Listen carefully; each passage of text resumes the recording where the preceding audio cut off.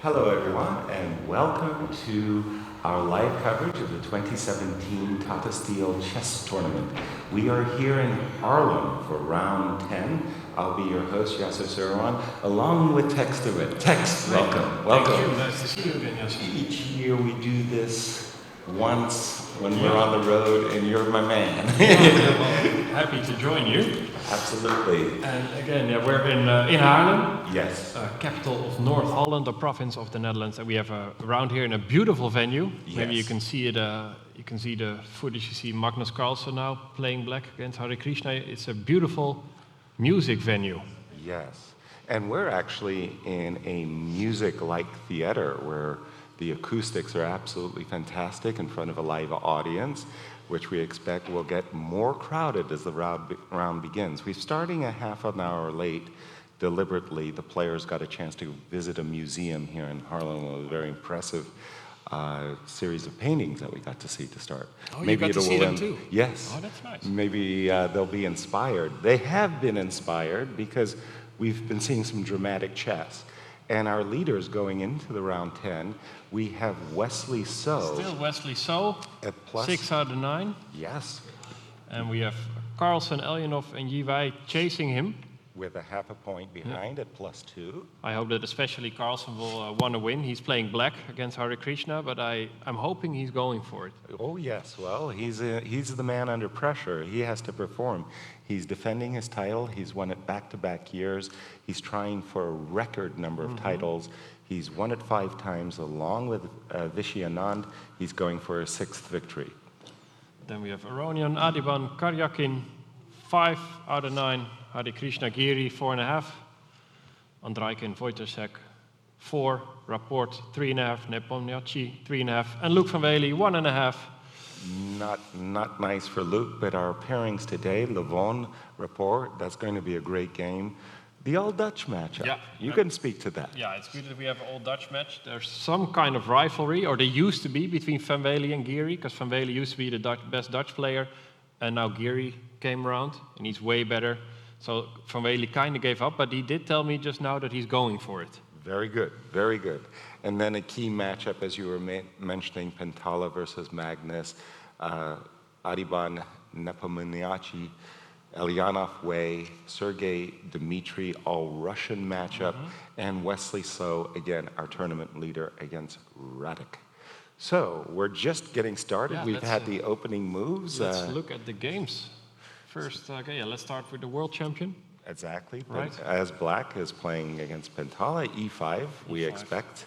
Knight f3, knight c6. Now, knight c3, what has been called the 4 knights after knight f6. Is that already a slight surprise? Yes, because the move knight c3 itself has a very drawing reputation in the elite field that we have. It's not considered a move that's trying to gain an advantage. Now, this is a surprise. Bishop d6, not the most common move. Main line is bishop b4, essentially copying white. Yeah. Yes. Bishop d6 is basically a move that says, okay, my strong point is the square e5. Oops, sorry, I have to hit my alt, I think. Yeah. My strong point is the square e5. Well, there we go. Click out the preview moves. Oh, I see. Yes, I have to do the, and I will simply maintain this pawn on e5. Black isn't too worried because he often castles and plays rook e8, and the bishop goes back to f8. He's not too worried that he's stepping in front of the d pawn, the d7 pawn, but it does make a strange impression.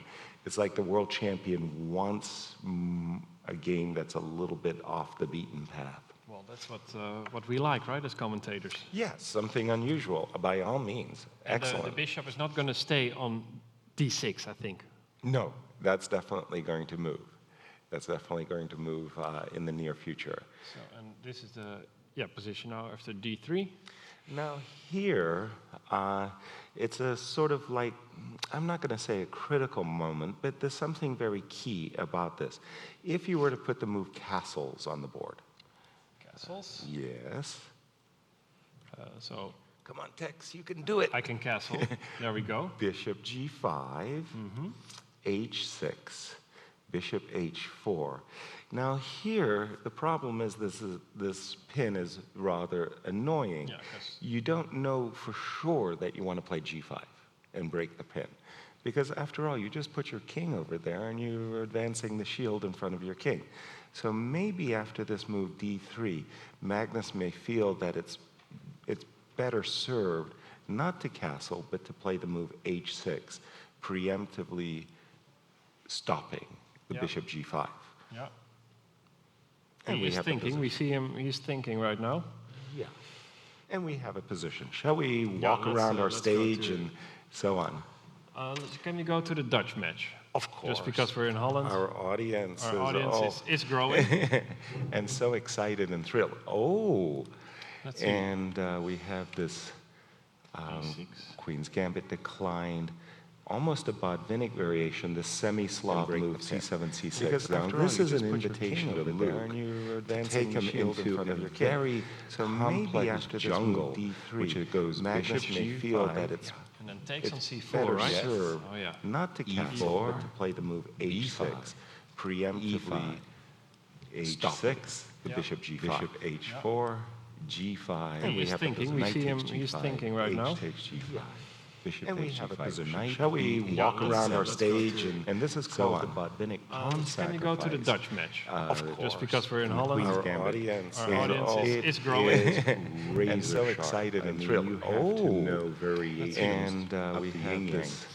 And g2, g3 Queen's is Gambit declined. But that's what they get Almost paid a for, right? Botvinnik Yeah, variation, to know semi-Slav Exactly. c7, So c6. because And after all, this this is is very very complex. complex. I I very much doubt take that him Luke into will the carry walk into so this maybe after jungle, this jungle move because d3, it goes if Magnus Bishop really g5 feel has that it's great preparation. Takes and on I c4, believe right? sure when Oh, yeah. Anish Not to Giri is castle, ready to play a particular line, he's really done his Yeah, homework. because if you look at H6, how he's just touching his bishop nose, looking g5, around a little bit, h4, it's like, yeah, g5. I dare you to do it. And he is playing. He does play bishop g5.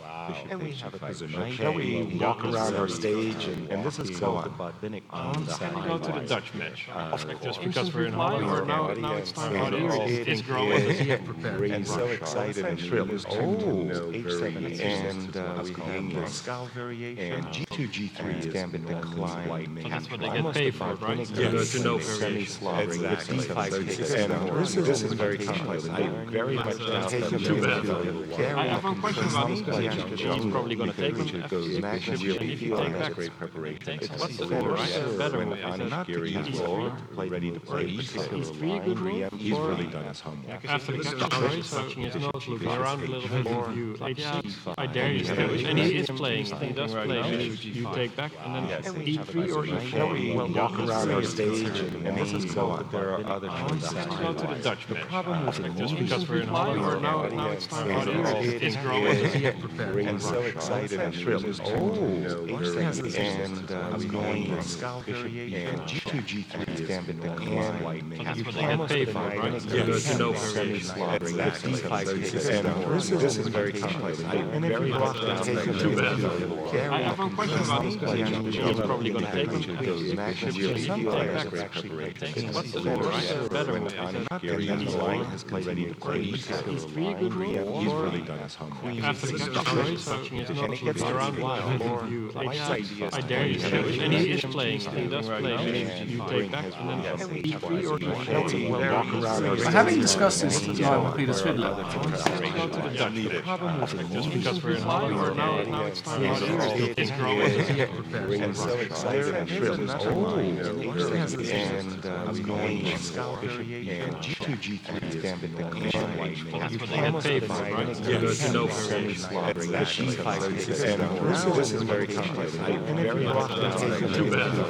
I have one question about this position. He's probably going to take him. Magnus Should really he feel take has back? great preparation. What's the move, right? Better When move. Anish line has played ready to play a particular line, he's really done his homework. After the capture, he's touching his nose, looking around a while. You, like, yeah, I dare you to do it. And he is playing. He does play. You take back. It's very, very sharp. having discussed this tonight with Peter Swidler, Go to the Dutch. Just because we're in Holland, now it's time. Our audience is growing. And so excited and thrilled. And well, I know what, to my knowledge, I can say. That's paper, right? Good to know for me. This is very clearly very often. I have one question about it's probably going to take after the consideration around playing.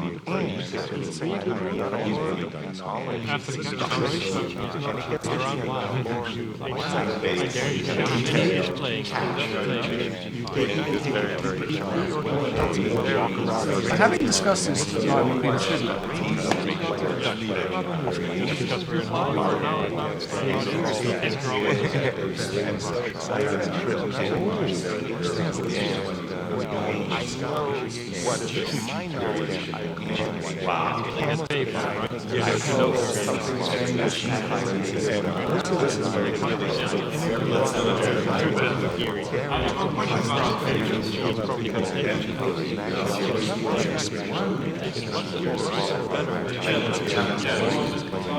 yes. after the consideration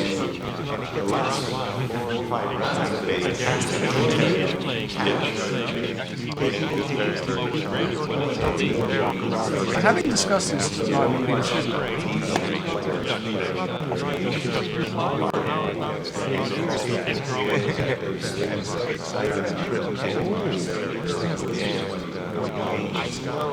What, to my knowledge, I can. Wow. that's paper,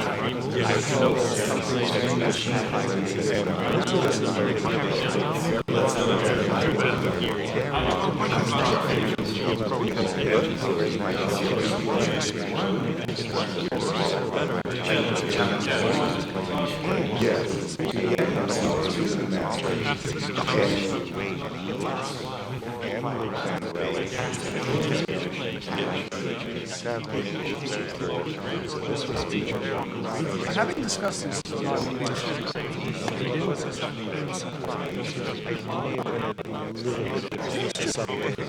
very important, very subtle difference. Yeah.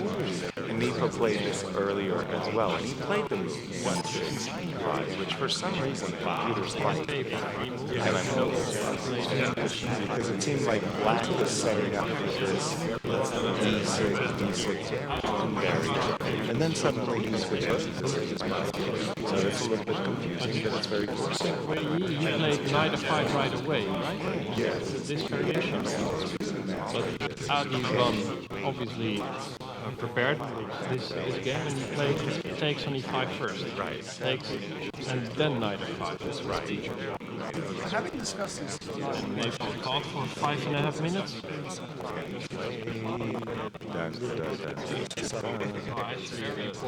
Tells that knight of 5 is a new move. Knight b3 had been played before in a game from Urban Lamifer against Ceparino. This was played, but knight of 5 seems more aggressive. Yes, much more aggressive. The idea here, of course, is that knight on f5 is pressuring the pawn on g7, and it's basically telling black, don't you dare think about developing your dark square bishop. Now here the problem is after g7, g6, you got to get rid of it, understandably. Now here the question for me is, it's a very sharp moment. You, of course, you want to play knight e3 to d5 and win the game very nicely, because we hang a piece of check. Yeah. Hate that. Knight b3 had been played before. So the move bishop f2 as a prelude to playing knight e3 is suggestive until you see the move bishop c5. And you go, I don't want to take the bishop on c5, or maybe I do. Now I see this d6. So let's take a look. Bishop c5 check. No, it's not check, sorry. Queen c4. Kind of checking the queen. Right. Now I'm hitting the bishop. Yeah, so I'm hitting the knight. you're hitting 2 pieces. Right. Knight e6 check. You've got to get king e7. Now here the question drum roll, what to do, sharp moment. You, of course, You want to play F7. Let's have a look and win the game very nicely. Two pieces are hanging. Yeah. The bishop on c4, the knight on f7. That doesn't look quite what. So let's go back to the current position. And there's another strange move here, Tex. What do you think of this one? Knight to d5. The only thing I know about knight d5 is that that's what Adiband played instantly. Oh, he did. I'm After sorry. after 7 seconds. Oh, so this is his Let's preparation. definitely find out what's going on. Yeah, so this must be preparation. I don't think he's just blitzing out I thought G6. knight sacrifices. I thought G6 was the last one. So here, of course, it's a huge threat. It's everywhere. Queen on B6 is hanging. Knight on F6 is hanging. Almost required is the capture. You have to capture. Yes. And now queen takes d5. And now Threatening. I think a lot of grandmasters have been asked the question, what is your favorite square? And I think it was Richard Rapport who said f7. He likes to checkmate his opponent on f7. For many 5-year-olds, f7 is also the only thing I know about knight bet. d5 is that. Okay. Yeah, because if you capture the knight, It's mate on the spot. that shows I don't know how many maiden ones we get. So Definitely. I don't think applause. People go crazy in Harlem. Exactly. Knight sacrifice. Yeah, so you can take the knight. Now, has he captured the knight on d5 Let's see already? what happened. No, he hasn't. So he's still thinking, and he's in deep thought. I think. Does he have a choice, Tex? That's an. You really don't want to allow that knight to live there on d5. Because if you play, let's say, queen c6, Sure. And I think it was Richard. queen c6, Okay, well, White has the makings of a very attractive-looking attack without having invested any kind of sacrifice. but now there's still 2 pieces hanging. And they can defend one another with the move knight f5 to People e3. go crazy after all. Right. And White has kind of dominated the d5 square. There is the move knight takes e4, but I think this is the kind of capture where the black side will die with a full stomach after, say, castles. And Again, that f7 point is yeah, absolutely. our favorite square. Queen f3 kind of ideas and I also like something like, let's say you play b5. b5. I like something like c7 check. Sweet. Queen takes c7. And the Harlem crowd And the goes Harlem- wild. they go- The f7 Can we just checkmate. prove that we have a live audience? Can you make some noise? Yeah. Okay, this is for the internet. We actually do have people here. They're a little quiet so far. Very That's okay. quiet. But this is a beautiful checkmate. Yes. Well, they've been awed by the 2 checkmates. Two that checkmates. we've been able to produce. And we'll do a third in a moment. Just a second. We have so many Let me checkmates pull it coming up. out of my sleeve. So knight takes e4 stuff. And if you take on d5, Right. Then it's just sort of like a very, very pleasant position. I would take with the queen. all right. You want to go to? I don't want to go to an ending so much. I want to go to a situation where after queen takes d5, knight takes d5, I have the threat of knight c7. And another checkmate. This time not from the f7 square. So you have to go something like bishop d6, and then maybe you castle queen side. Exactly. And again, this is not nice. It's not a pleasant That's a good way of putting it. position for black. He's suffering all kinds of threats with nothing in the pocket. Yeah. Normally, I Yeah, want to have usually a would pawn, have a piece or a few pawns. For friendships. So let's see if he already made a move. He has made a move quite a lot. Let's not go too fast. So he took on d5, as we saw he had to. Queen takes d5. And how to defend f7. He found one way. He played rook h7. Rook h7.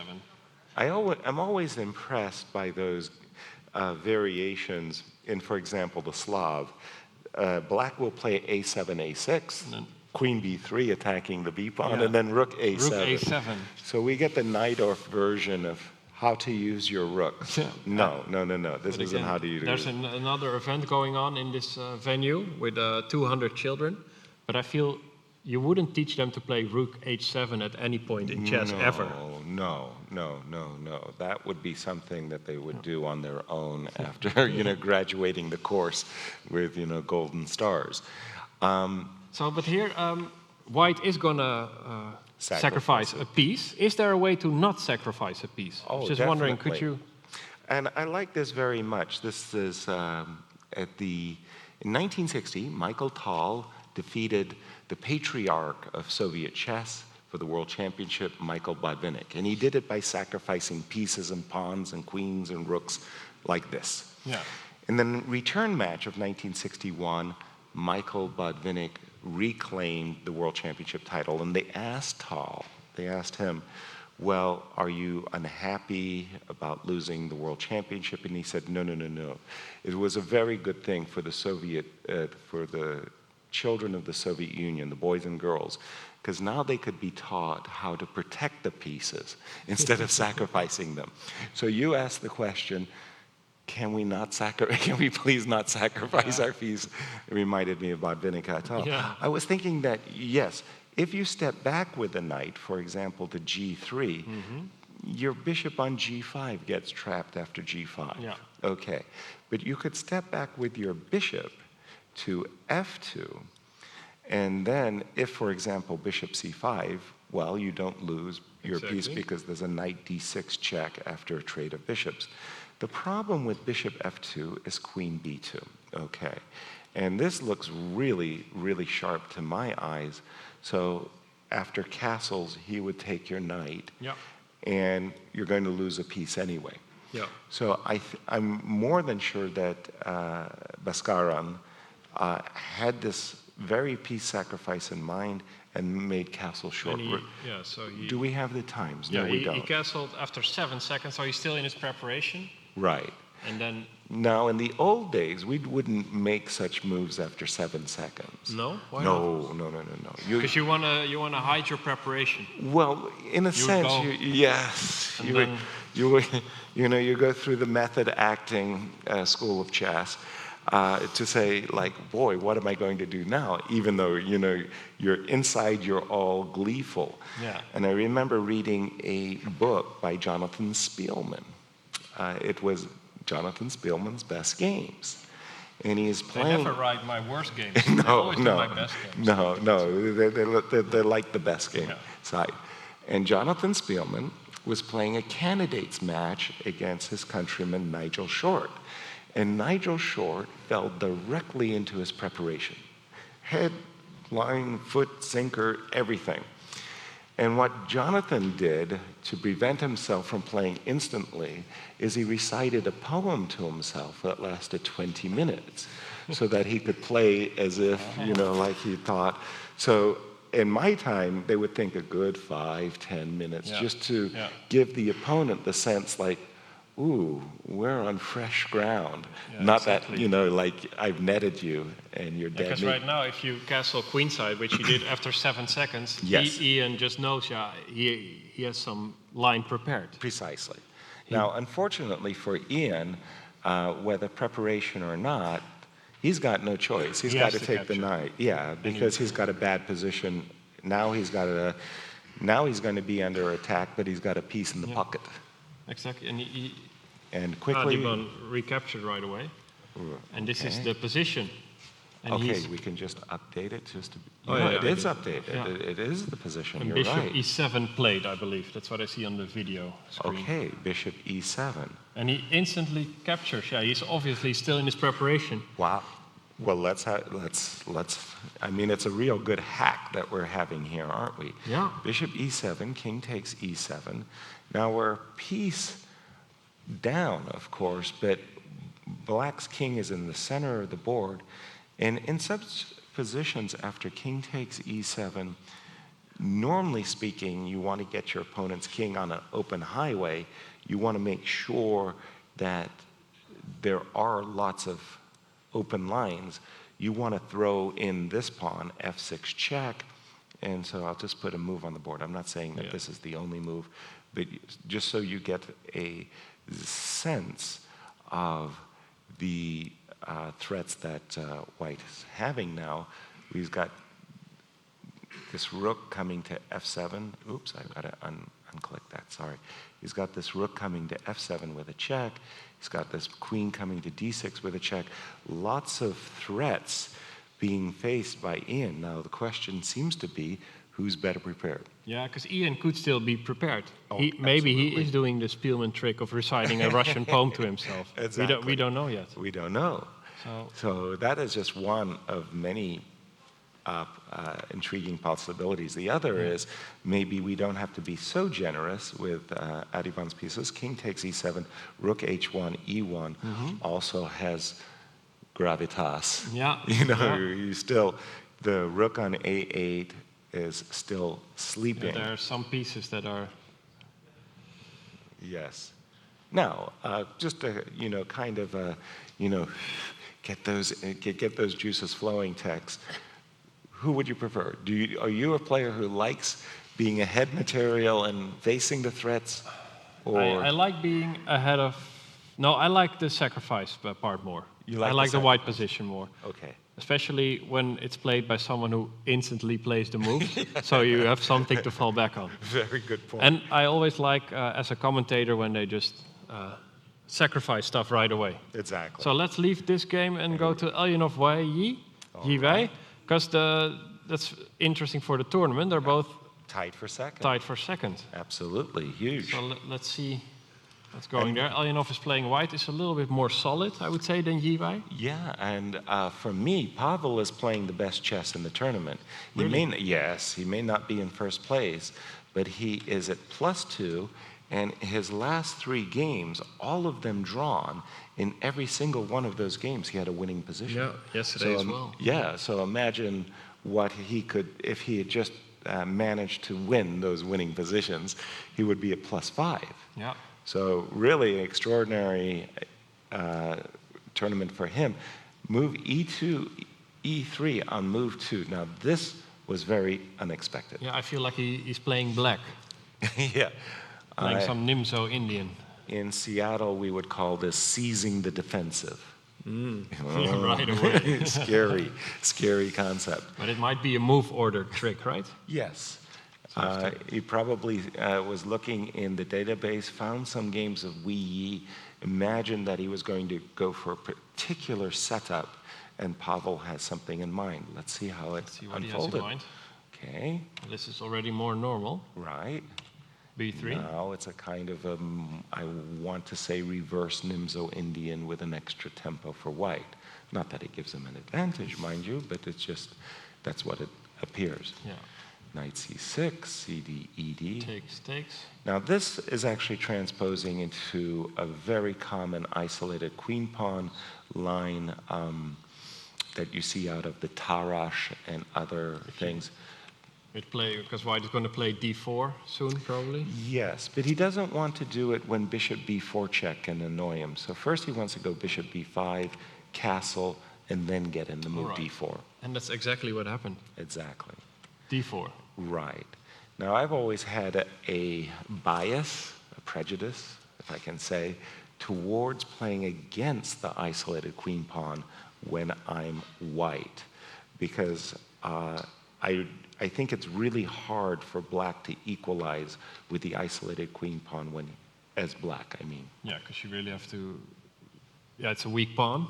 You Well, have to get rid of it, kind of. Yeah, well, also the point is when you have the isolated queen pawn, you want piece activity, and when you're black, you're already a tempo behind in the piece activity game, and that's why I find this position favorable for But white. the piece activity, that's exactly that way is known for. Exactly, Right? So very, this very might be- dynamic player. Might be his type of position. Exactly. CD, Knight takes Knight d4, takes. bishop c7. bishop c7. I feel that's what I like about him. I feel he's right away going for checkmate. Right? Well, he's going to eyeball the h2 square, that is for Right sure. away, from the start.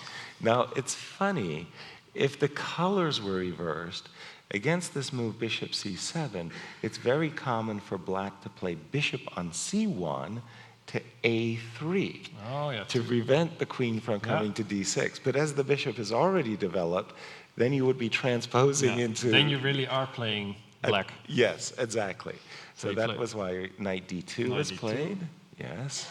Knight takes, d4, bishop takes. queen d6. Little threat. Yes, big threat. And here, I'm not that big a fan of the move g2, g3, The move which you was played. played. You're not a big fan. Tell I'm me not why. the biggest fan. The problem for me when I look at this position as white is my bishop on b5 is a little bit messed up. You want it here. You want- Yes, from the point of view of harmony, I want my knight on f3, I want my bishop on g2 or e2. So normally speaking, I would prefer to first play knight f3, force my opponent to play the move bishop g4, and then I want to play the move g2, g3. The idea now is my bishop will move back to e2, and then life goes on. Yeah. The problem for me with these positions is when you play the move g3 right away, which was in fact what he played, you give your opponent this opportunity to play this tempo-gaining, developing move, bishop h3. Yeah. And You don't like it too much. I want him to earn it. Yeah. And I is this? Do you think there's why wouldn't he have played this? Well, there's a different approach now. Now black is likely to play knight e4, Yeah. bishop e2.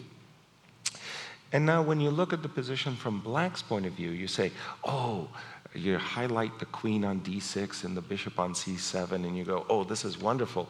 It's a beautiful battery, only the battery is hitting a brick wall. Yeah. This pawn on g3 is beautifully defended. Black is going to have to move the bishop on c7 and get it back into the game. It's conceivable that bishop c7 to a5, eyeballing the c3 square, there was maybe something about that that Pavel didn't like. Something with queen h6. Queen h6 is nice. In these cases, you always play knight h4, by the way. So the idea is that if you trade bishops, then queen takes and knight f5 is the big threat. Bishop h3. Now, in a lot of those beautiful tactical books that you can all purchase for €8.95 on a discount special clearance, everybody looks at this position and says white has two moves, rook e1 and knight g2. Yeah. Rook e1 may fail because of bishop a5. But for $8.95, you can learn how to lose a rook. You put the rook back on f1. You could play bishop g4. Oh, yes, yes, yes. Wow. Somewhere in the history books, there are brilliancies like this, I assure you. Bishop takes f1, knight to f5. Yeah.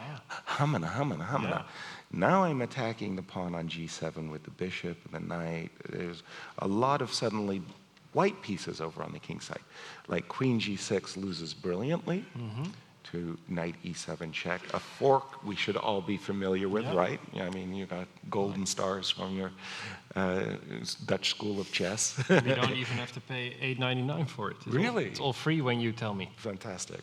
And these are the kinds of games I've seen a lot, and queen g5 runs into h4. I basically want to say that I've seen a lot of games where the initiative can very quickly shift in these positions. The current position. Current position, text. d3, bishop, rook, e1. E1. And what do we Let's got? see. Yeah, this is the current position. Oh, you just made a move, maybe. Yes, it looks like rook on a8 to c8 has come. Rook c8. So somehow I think black has done quite okay. He still has the d5 pawn, right? He still has so the long d5. term, it might be tough if. Yeah, but if you look at the position and you see this queen on d1 and this rook on a1, you say, well, white's behind. And the bishop on b5 still is not, that's not home. No, it's coming back to Yes. d3, e2, f1. And we can see that from black's point of view, bishop to a5, again, is this kind of a nice move that thanks to the rook being on e1, the bishop really has Ja. Do you say that in Dutch? Purpose? Doel, ja. Hij heeft een doel in zijn leven. He has a goal in his life, you would say. Yes. And the goal is the rook on It's e1. just to capture the rook. I want to quickly update Please. Adiban Nepo, the That was piece the crazy sacrifice. piece That was sacrifice. the sacrifice. Let's see what's happened. Bishop e7, that's where we left Yes. it. Bishop takes e7. Yes, King takes e7. yes. And obviously an instant reply again by white, because he's still in his course. preparation. Rook hf1. Okay. After 2 seconds, I feel that's not even possible if you also have to write down the moves. Wow. Well, remember the 30-second bonus. Oh, I The do remember. increment. Oh, yeah. Yeah. So this move basically telegraphs the punch. Yeah. The punch is f5, f6. I'm a little bit surprised that Nepo spent so much time Yeah, because on the move. he's Queen blitzing f6. out his moves. Absolutely. I mean, in general, he's never behind on the clock. Yeah, he's been playing very, very quickly. Queen f6, and then came the very quiet, very, very quiet move, bishop b3. And again, after 3 seconds now, so also still preparation. Wow. Bishop b3, just a quiet move. Yeah. Well, Well- let's take a poll of the audience. I mean, I don't have a computer engine. Maybe you guys have a computer engine.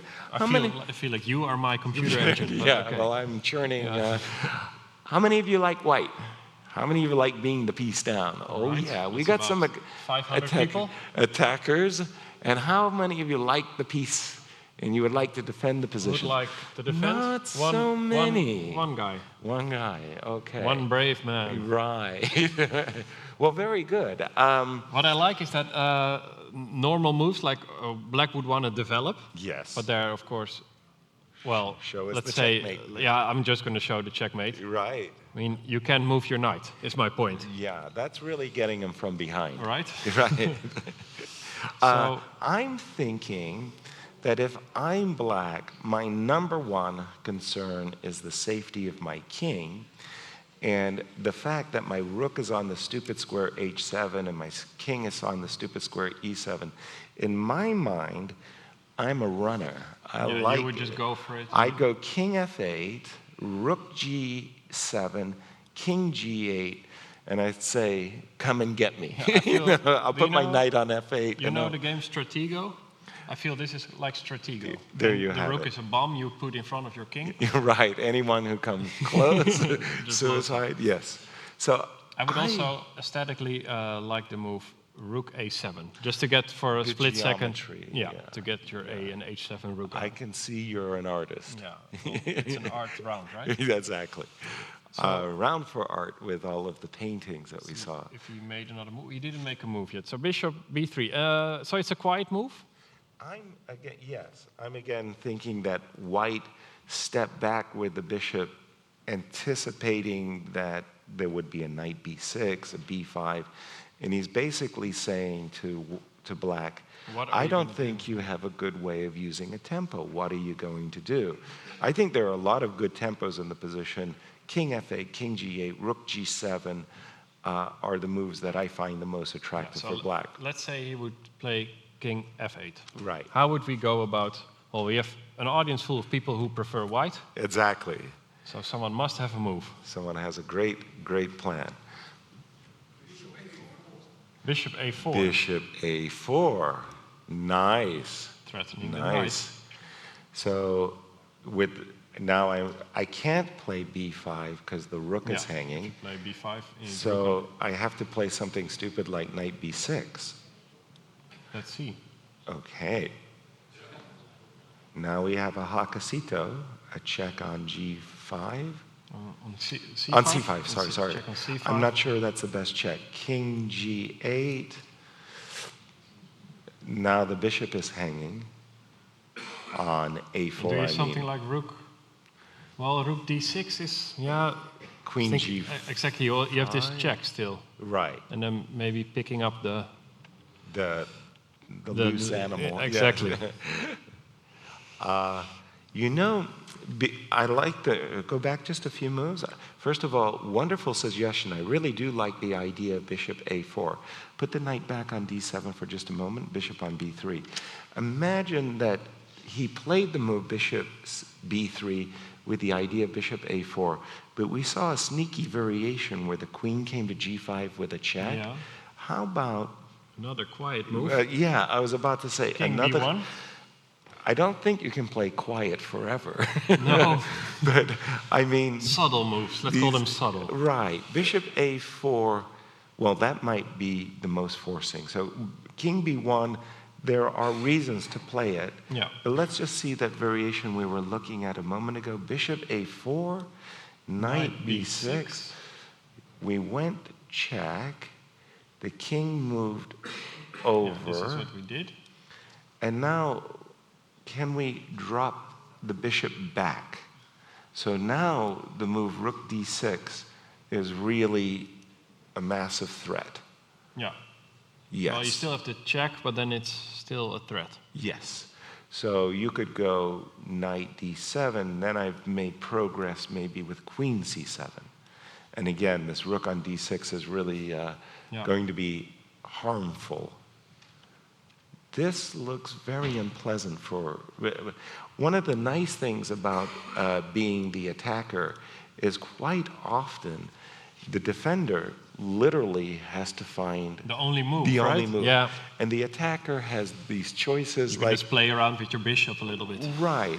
There might even have been, for example, here an argument for playing a move like rook d3, anticipating king f8, king g8. You can check on the side, and you could treble. And it's like the attacker has many ways of many moves for consideration. The defender usually doesn't. Yeah. So this is one of the benefits of being a piece down. Yeah, this is very exciting. And again, white hasn't used any time. Mm-hmm. And black has an hour and 10 minutes left, which should be it's still a lot of time. And he makes the move rook h8. Rook h8. Wow. So no king f8. He's not a runner. Well, I said that black had two pieces that I really didn't like, the rook on h7, the king on e7. I was hoping, like you said in Stratego, to put the bomb in front of my king and put the rook on g7. Rook h8. My first impression is I don't like this move, even though it's a decent move. Yeah. Somehow the rook went to h7. I like the fact that the f7 pawn was double and trebly protected, and things like that. Can we have a look at bishop a4 now? Bishop a4. Now I'm assuming rook d8 is the issue. That was probably why he played rook h8. But you can move your knight, right? So if you play, for instance, bishop... No, okay. Let's see. Oh, no, rook f3 was played. So I'm just saying rook f3 was played. Yes, I'm saying that bishop a4, rook d8, I believe was what Ian had in mind. Even here, it looks very, very, very frightening. But rook f3 in an instant. Yeah, again. 40 seconds, but it was only because he was not sitting at the board. Probably getting a drink somewhere. Yeah. Good point, Tex. And now, have you ever been lucky like that in some of your games, Tex, where you prepared a line and your opponent obligingly walked into it? Yeah, I think only once or twice in my life. I know. That also says something about my preparation. Exactly. But I did once a Dutch defense. I was playing the Dutch defense, and I just... sacrifice and exchange. Excellent. And I already had the checkmate on my board in my analysis at home. So he walked straight into and my entire game. But there was a guy at my club, so you know each other's openings, so oh, that's where I'm going to get him. Yeah. But I feel they called you the next Bobby Fischer, right? Yeah, because of course I didn't tell anyone it was all preparation. Of course, clever. Rook f3. Rook f3. Well, let's leave this game and go back to set up one new game, Aronian. Levon Aronian, who has won the Vaikanze 4 times. Yeah.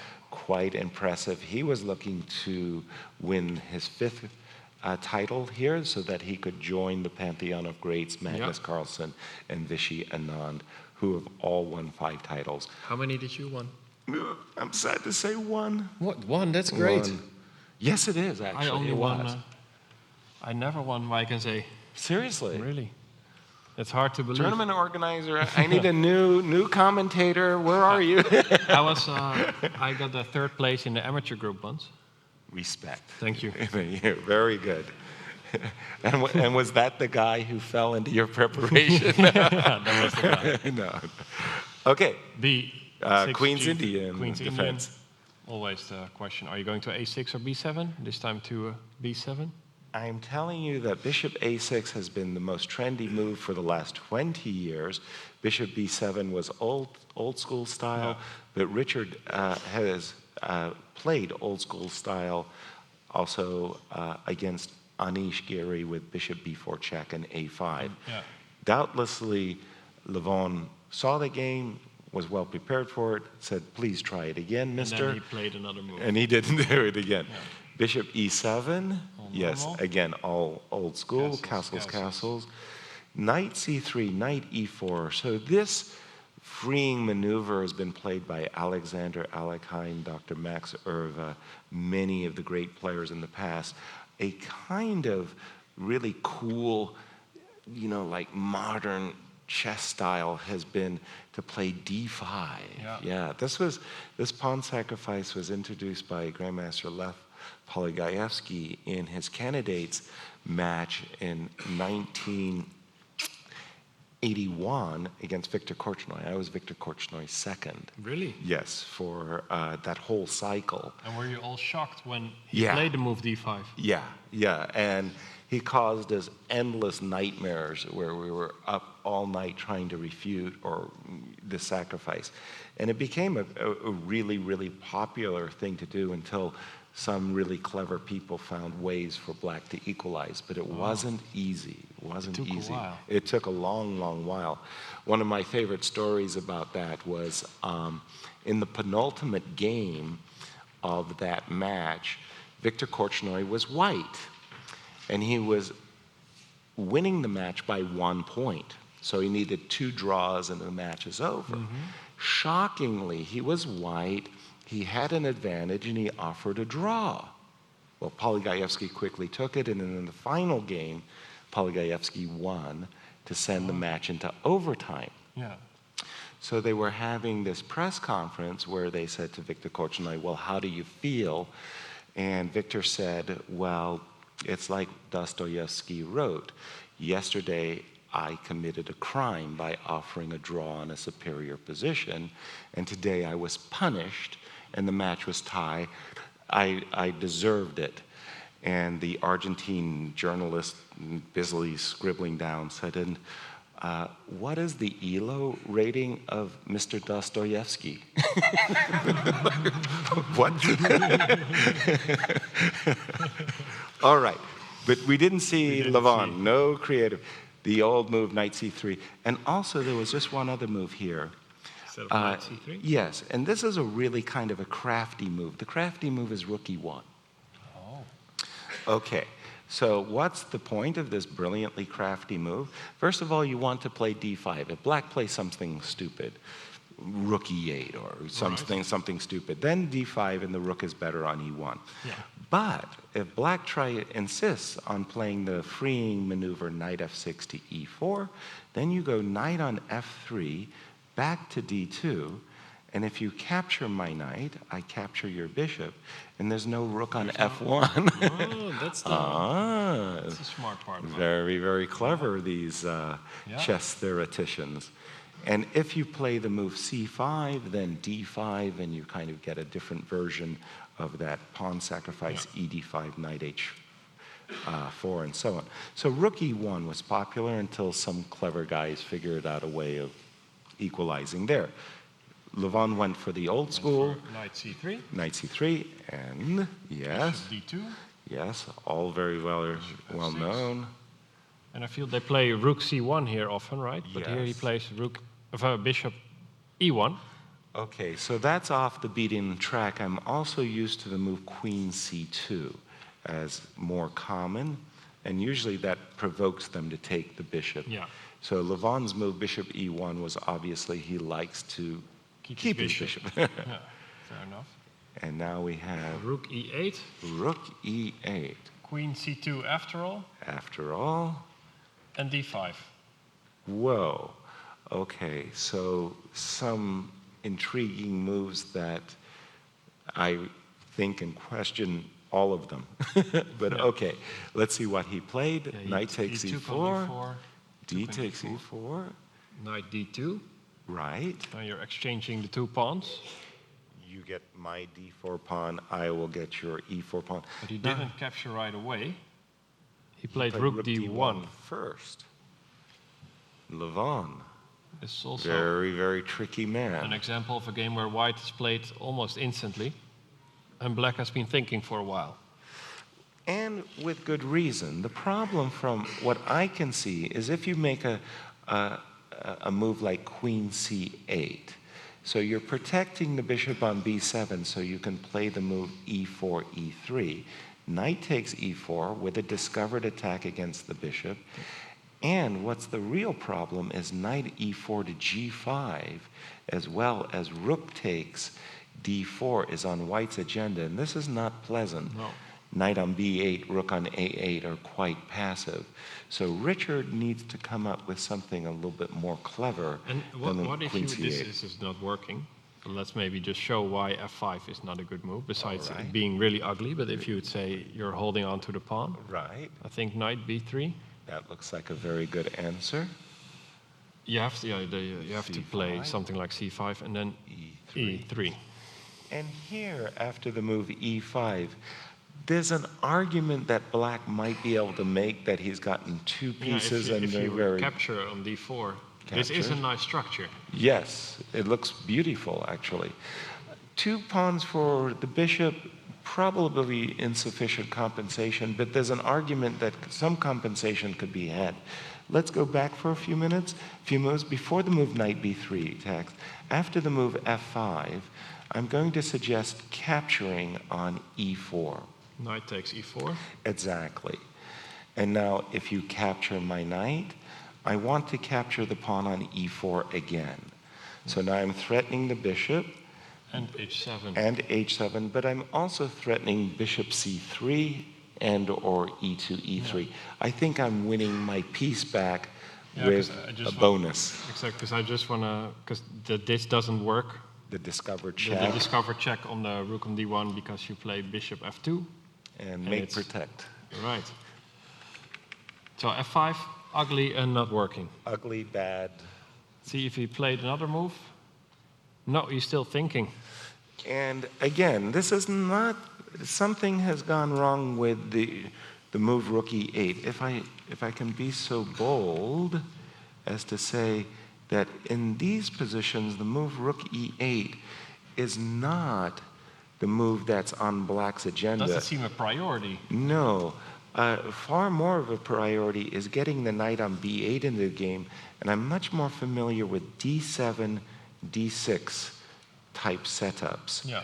So that, for example, after d6, queen c2, let us say, knight c3, let's say, bishop c3, knight d7, e4, e5. Yeah, if I was just, would you Oh. ever play knight g5? Yes, I would. Oops. No, that's a blunder. Is that a blunder? From me. A positional bishop pair Yeah, blunder. I don't want to. So here I would have to do something like g6, Yeah. e4, knight d7. And you kind of get these King's Indian defenses like after a future Yeah, e5. And then it turns out that the rook really does belong Yeah. on f8. So why do you think he played it to e8? I think what's the I re- think could you give me Richard's one reason? Yeah, I think he's too much talent. Oh, he's too much talent. All He's right. too talented. He finds ways of being far excessively creative than he needs to do, and especially when he's black. Richard will learn. He's a very young player. He's going to learn that he doesn't have to come after his opponent. The opponent, when he's white, is going to come after Yeah. him. Then he can just Right. Like React to it. React to it. So I think he tries too often to be the instigator. And especially with the black pieces, he's all over the place, right? That's a nice way of putting it. And rook e8 is one of those variations He wants to play. Okay, from Richard's point of view, what happened was he played queen c2, Yeah, queen c2. d5. So from Richard's point of view, not this move, knight e4. He's probably looking at a variation where c takes d5, e takes d5, and in Richard's mind, he's saying, go ahead and make those moves if you will, text. No, not that. No, sorry. c4 takes d5. Yeah, okay. So what I'm channeling Richard. Yeah. In Richard's mind, he's saying to himself, look how good my rook is on e8. That's why I posted it there. So Levon says, I'm not going to play c4 takes d5 and open up your rook. I'm going to take right away. Exactly, and that's exactly what happened. This is yeah. what's happening. Oh We my have a goodness. tweet from the president of the Dutch Chess Federation. Well, bring it up. Let's see. Prachtig, which means beautiful. Yes, Tata no Steel doubt. Chess on tour in Theater Haarlem. And Yasser is the most beautiful man I've ever seen. No, it says there are lots of chess-playing children. Could have been. I'm sure that's what she means. So How prachtig is the Dutch Chess Federation president? she's we have a new president, Yes. and she's doing great, I think. No, I mean, is she beautiful? If she thinks I'm handsome, Yeah, I can. I I can hook you up. Vis-a-vis the tweet. Sorry, Thank you, Tex. viewers. This is her number. This is business. Right. Yeah. Got it? Got it. This is also a live It's been- dating show. So if you want to date Yasser, you're already married to a Dutch woman. Excellent decision, by the way. Yeah. Yeah, maybe we can get Magnus tickets. Yeah. Tickets to Magnus, Oh, yeah, the the- Dutch Federation president and I. What do you think? Yeah. Go to the movies. Yeah. Let's see. Shall we go back to Yes. Magnus? Talking about Magnus. Magnus. Let's see how the world champion is doing. We left it. Oh, we left it a while ago. After yes. h6, you predicted h6. Oh wait, they first castled. He did. Well, Sorry, let's yeah, go. well, let's do that. Castles. So No bishop in- g5. No bishop g5. But castles. Okay. h6 after all. All right. a3. Explain that one to our deserving audience. Well, this is you want to keep the bishop. So if he'll start chasing you with moves like Yes. a6, b5, knight a5, this is where you want to be, Yasser, with your bishop. The caveman square. Exactly. That's where you can hide out. You A3. gotta like that. Okay. Deep. Rook e8. Well, here it makes more sense, rook e8, and also you want to move the bishop on One d6. day, We yes. already said the future of this bishop is not on d6. It's Exactly. elsewhere. h3. I do feel the moves make sense, I bet, but again, I do feel this is how children play. Yes. Yes. Right? Let's first get the a3 and h3, Absolutely. and then Somewhere their coaches have told them, about Luft. otherwise it's And- really scary. You get a bishop on g5 or g4. Right. Yeah. But the idea of Luft on the king side somehow is transferred to Luft on the queen side as well. Oh, Right? So the children, they're not 100% sure where their king is. So Yeah, they yeah, make yeah, sure they're that- like, "Oh, that, let's be sure." and d3 is a kind of a Luft in case Yeah. the king's in the center. Clever, deep. And let's be real. Even world champions nowadays are almost still children, right? Yes. They're the age. I'd like that. Did you guys see there was an interview with Magnus, and I have the craziest impression that it might have been on Dutch television, by the way, maybe with Hans Bohm doing some translating, and the child asks the question, when did you stop crying after losing a game? Oh. How old were you when you stopped crying after losing a game? And Magnus said, who said I stopped crying? That's a very honest answer. Absolutely. All right, bishop c5. Bishop c5, bishop e3. That's rotten. The moment you develop your bishop to a great square, your opponent immediately says, Wants let's to play take it bishop. off. I Yeah. hate that. Okay. But he played. No, you No. can't trade bishops. Exactly. Right. Okay. Bishop c4. Just moving around the bishops. Right. C6. C6. Wants to grab a center. Did he go bishop a2? No, he didn't. No, Played no. rook e1. Right. You see, the problem is these days, everybody seems to be playing the gioco piano, what is called the Italian slow game, or a kind of a Spanish Rue Lopez with a pawn on d3.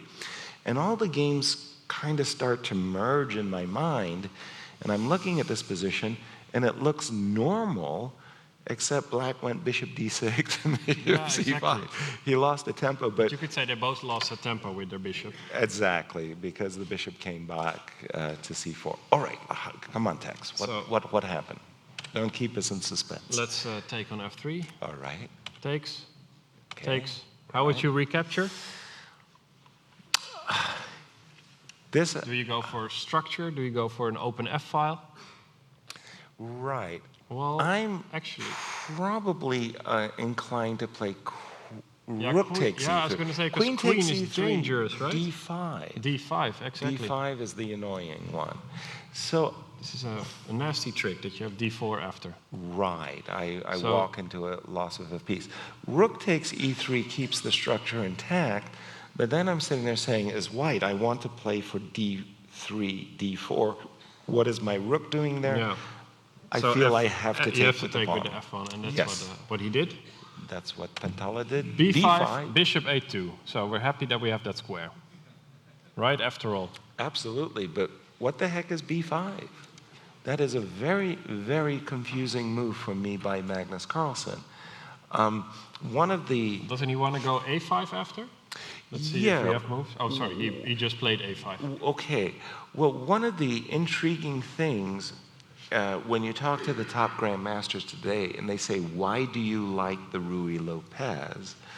They will tell you they like provoking their opponents to play a6 and b5 because later they can try to go a4 and open up the a file and da-da-da-da-da.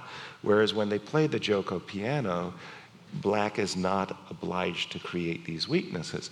Now, if you put the pawns back on b7 and a7 for a moment, you'll notice that this knight on c3 has no good fields. Yeah, The squares, it can go. exactly.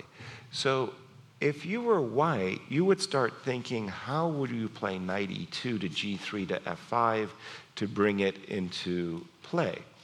So when my opponent plays a move like b5, bishop a2, a5, I feel like, thank you. You're actually helping You're gonna chase me. me going, chase me to e2. You're chasing me to a square that I voluntarily want to go to. Like in this position, I would say, my opponent, he so doesn't understand what he's doing. I'm going to play rook f1, and I'm going to wait for him to force me to move my knight to a better square then before you move doing it, and then I'll do it. You are talking about the world champion, sir. I know. It's embarrassing, Yeah. isn't it? Yes. Once again, the world champion has no idea what he's doing. Well, he's doing it very well. He's On a very, grabbing. very high level. He's grabbing space. We haven't seen Anisha's Yeah, let's go position. back to You the like Dutch game. the all Dutch matchup? Yeah, let's see. How many of you think, we'll do our poll, how many of you think Luca's going to crush, eviscerate Anish? He did promise us a victory. Well, a few people do. Hold on, it's really good. dark in Yeah. here. I don't see a single hand. Now there are about 4,000 people. No, right now. and, crowd not is getting one bigger and single bigger. hand. Now, how many think that Anish is going to Slowly outplay Luke. Slowly outplay Luke. Okay, the table got lifted. actually. Yeah, well, it's Yeah. a few more. How many of you don't participate in polls? Oh, yeah, that's a lot. That's a more. lot. Yeah, okay. The silent majority. All right, let's see what So happened he after this captured on Moscow. f6, Yes. g3, knight d7, Okay. bishop g2. Okay. He's basically waving, take my pawn on c4. Right, and Anish did. Anish said, okay, thank you very much, I will take it. Pawn sacrifice. Indeed.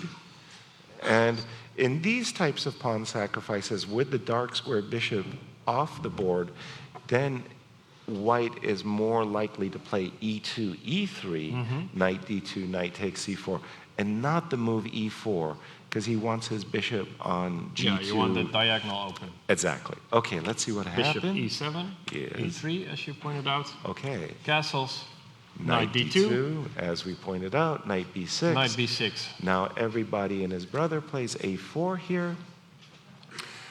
And Because you want A4, A5 in. Right. Well, I want a4, and if you do something like, for argument's sake, e5. No, bishop d7, just to put that down. Yeah. a5, knight d5, knight takes c4. I want to control the center in a nice way. And this pawn on a5, it's like, it's annoying because there might be an a6 move when you're not watching. And then the right? bishop comes to life. Exactly. So that's why black is usually obliged to play a5. And then white usually will play a move, I don't know, like queen e2. Yes. And a move like e5. Knight takes c4, knight takes c4, or queen takes c4. And somehow white gets a small edge, but it's never anything major. Right. Well, sounds like an exciting game. Sorry about that. No, All let's right. see if this is still the position. Knight B6 is the position. And for the Americans in the audience, let's see how Wesley So, The tournament leader. We leader haven't and, looked at the game yet. and literally the player of the year in 2016. I know that He's won Magnus. every tournament. Yes, it was fantastic, with the exception of Bilbao. Yes. Are you nationalistic in that way? That you're like, I'm American, he's American. Oh yes. I'm a big fan. Oh yes. Yeah? Oh yes. Oh yes. Absolutely. I mean, if the United States plays Holland in speed skating, we have no chance. Of course. I Yeah. mean, the Dutch will. That's be, the one sport. and I'll be the one guy, with the American flag. Like, come on, guy, you can make it across the finish line. Okay, Catalan. Catalan. Queen C2. C2. Okay, C5. that's a little bit of a wrinkle because everybody's been playing castles and takes on C4 and Yeah. Queen C2. So Queen C2, kind of preemptive strike, so to speak, narrowing Radek's lines, so to speak. Do you right away want to recapture? Or Well, no, the idea is that after you take on C4, I can play the move A4.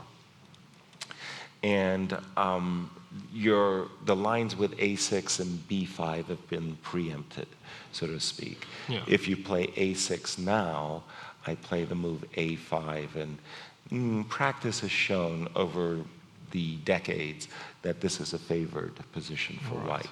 Okay. So after castle, C5, however, C5. is definitely the most challenging. more active? Yes. Knight C6. Okay, all looks pretty standard fare to me so far. He captured on C5. You shouldn't recapture, Because after bishop takes I think. c5. Or is that still No, it's okay. possible? Takes, You take? queen You have takes. to take with the queen. Right.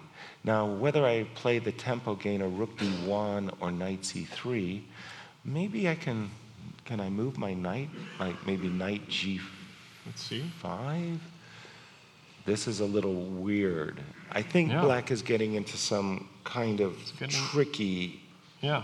squares for his queen. No me gusta. Okay, so he- instead he he- played d5, D4. d4. Wow, That makes it a whole different structure. totally. Not the Catalan, that I'm used to playing. He played a2, a3. Okay. And obviously what white wants is that he captures now and you can play b4 for free. Right. This is what the hypermoderns, Richard Reddy, were really all enthusiastic about, that this type of position after b2, b4, it was like the classical masters all wanted to occupy the center. And then Richard Reddy would show that in this structure, a3, b4, c4, the center was more vulnerable, and this play on the flanks was Yeah. all kinds of fun. So b4 would have been, Reddy's dream. But I feel even in Reddy's time, opponents would play a5 here, right? Exactly. a3, a5. Yes. Rook d1, D1. e5. Now, if I stop for a second, I know it's heresy to talk about a Catalan turning into a Grunfeld, but if you think about the colors reversed, it really feels more like a Grunfeld now, where black has pawns on d4 Yeah. and e5.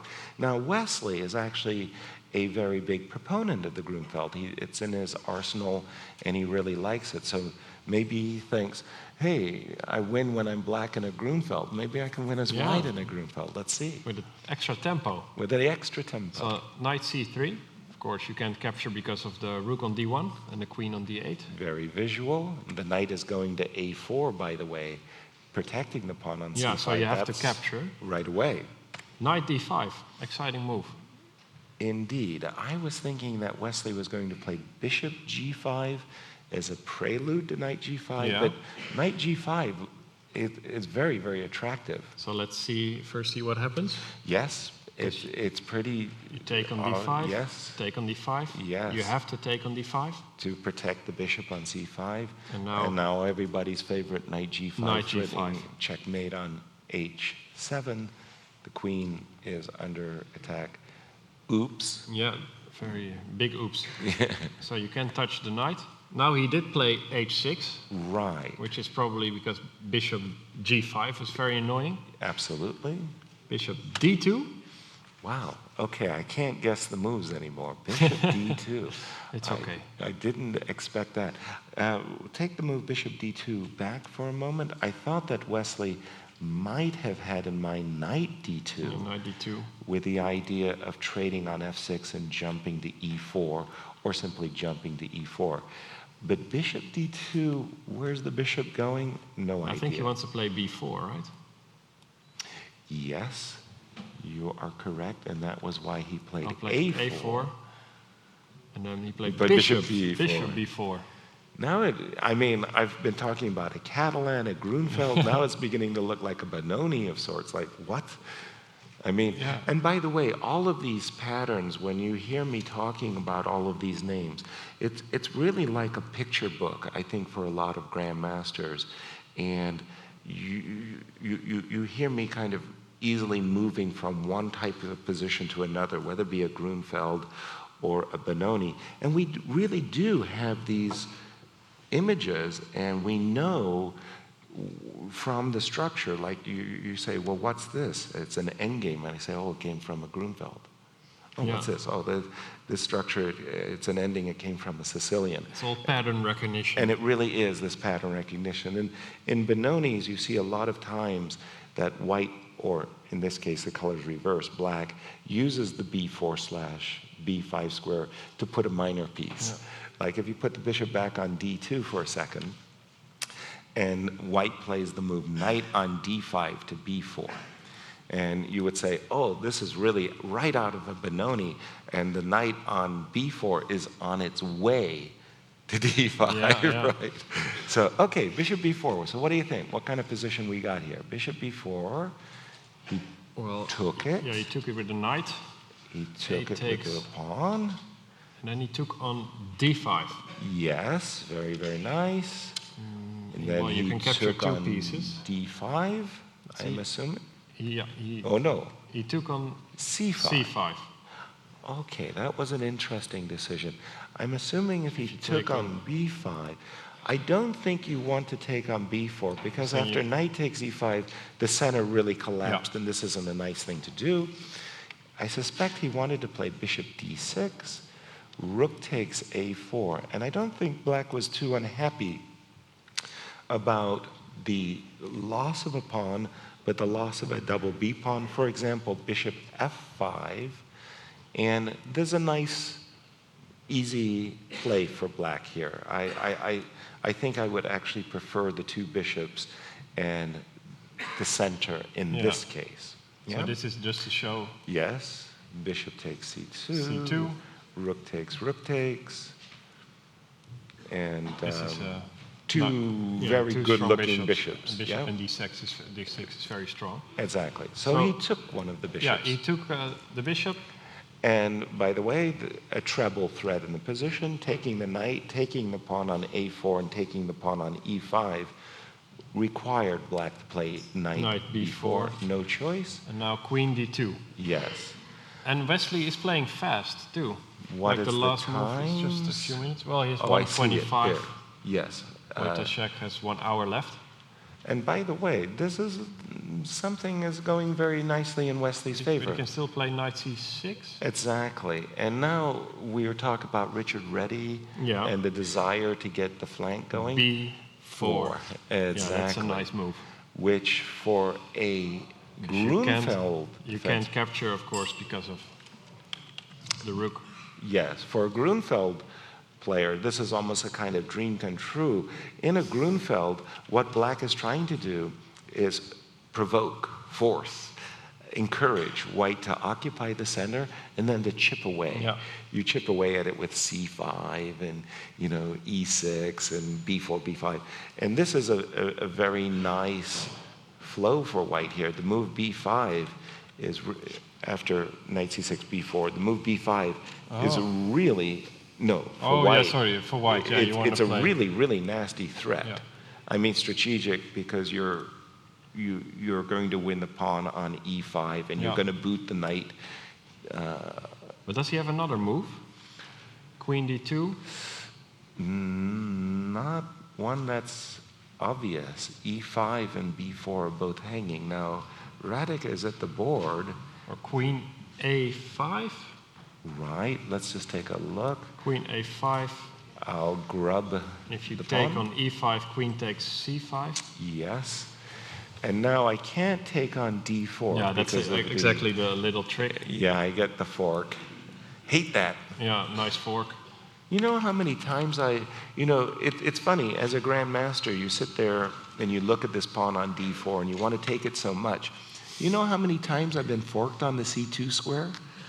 I Tell think me. there are more atoms in the universe. I mean, no. Is that your blind spot is the c2 fork? It really is. Yeah. And, okay, in this case, I would probably have to pull in my heels and go knight d3. Yeah. And I'm thinking that after knight takes d3, e2 takes d3. I like these kind of Benoni structures that's for a white. Very strong bishop. I still have b2, b4 Yeah. on my agenda, and that pawn on b7 is a very, very promising target. Yeah, so I like Wesley, who again, leading the tournament. He's going for another win. Magnus is saying to Radek, come on, play good, play good, Yeah, play yeah. good. At Yeah. least keep a draw. Keep a draw in the hand. Let's see. Let's go to Aronian. Oh, I just wanted to. Oh, yeah. No, knight a6 does not work. Knight a6, knight takes e5, knight takes c5 is an idea black might want, but rook takes a4 is lights out. Wait, right away. Sorry, Right yeah, away. okay, Rook so- takes a4, Yeah. and That's done. I pitched a pawn for nothing. And can you play? No, I was just going to say bishop d7, but Rook a5, A5 protecting indeed, c5. Yeah. Okay, that didn't work. okay. Work. Yeah. Let's go to Aronian Yes. because we left it at rook d1. We got a few moves in. And we liked. We really White's liked it, position. and our conclusion so far was that Rapport had too much talent Yes. for a black opening. Exactly. So queen c8, Yes. knight takes e4. e4. Didn't Yes. we just want to? No, we wanted to take with the knight. Yes. we Bishop did. c5. An ugly move to be sure, but Yeah. it already is this move is kind of a proof positive that something has gone wrong. Yeah. Yeah. That's just not a. Not a move you would like to play. No, that's ugly. He didn't take on c5, but he played knight g5. Okay, this is Levon clearly Targeting a square. clearly liked his attacking potential. Knight takes c5 was just a very nice, pleasant advantage. Yeah. Doubling up the pawns and getting the two bishops. Clearly, Levon already felt that his position There's wanted more in more. this. Yeah. Yes, So he played f5. right.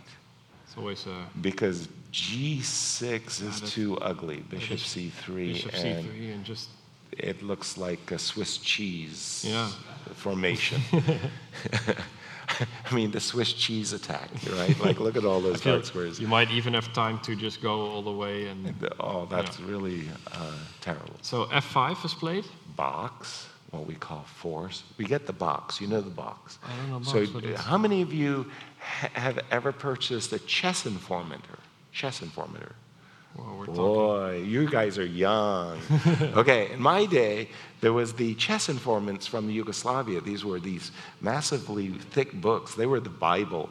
They had the best games of the top grandmasters over the last 6 months, and they had a languageless symbols to describe what happened. So a box was what was called a forced move. Okay, and so we say box. So F5 So box. F5 was box. So bishop takes b7, queen takes b7 box. But that Exactly. wouldn't get a box, right? Otherwise you have boxes all the time. You get a lot of boxes. All right. Great book. Great book. A whole series, 130 And that's volumes. That's now in one computer program. It's amazing. Just a DVD. It's incredible. But what knowledge is there? Okay, Bishop c3. I really think that white is in a groove here. Everything's this- going very nice because, This pawn. well, you think, it's interesting you pointed out the pawn as a weakness, which it is, but I'm also of those, I'm always looking, rooks belong on open files. There's one open file, Yeah. white's the first to get there.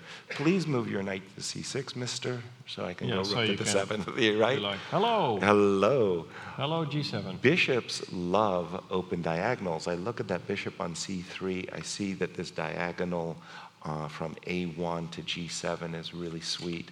So automatically, in my mind, I see two pieces that are really, really Yeah. working. You pointed Bishop. out the knight on g5, which is working nicely. Yeah. Literally, one piece in the position isn't working, the rook on f1.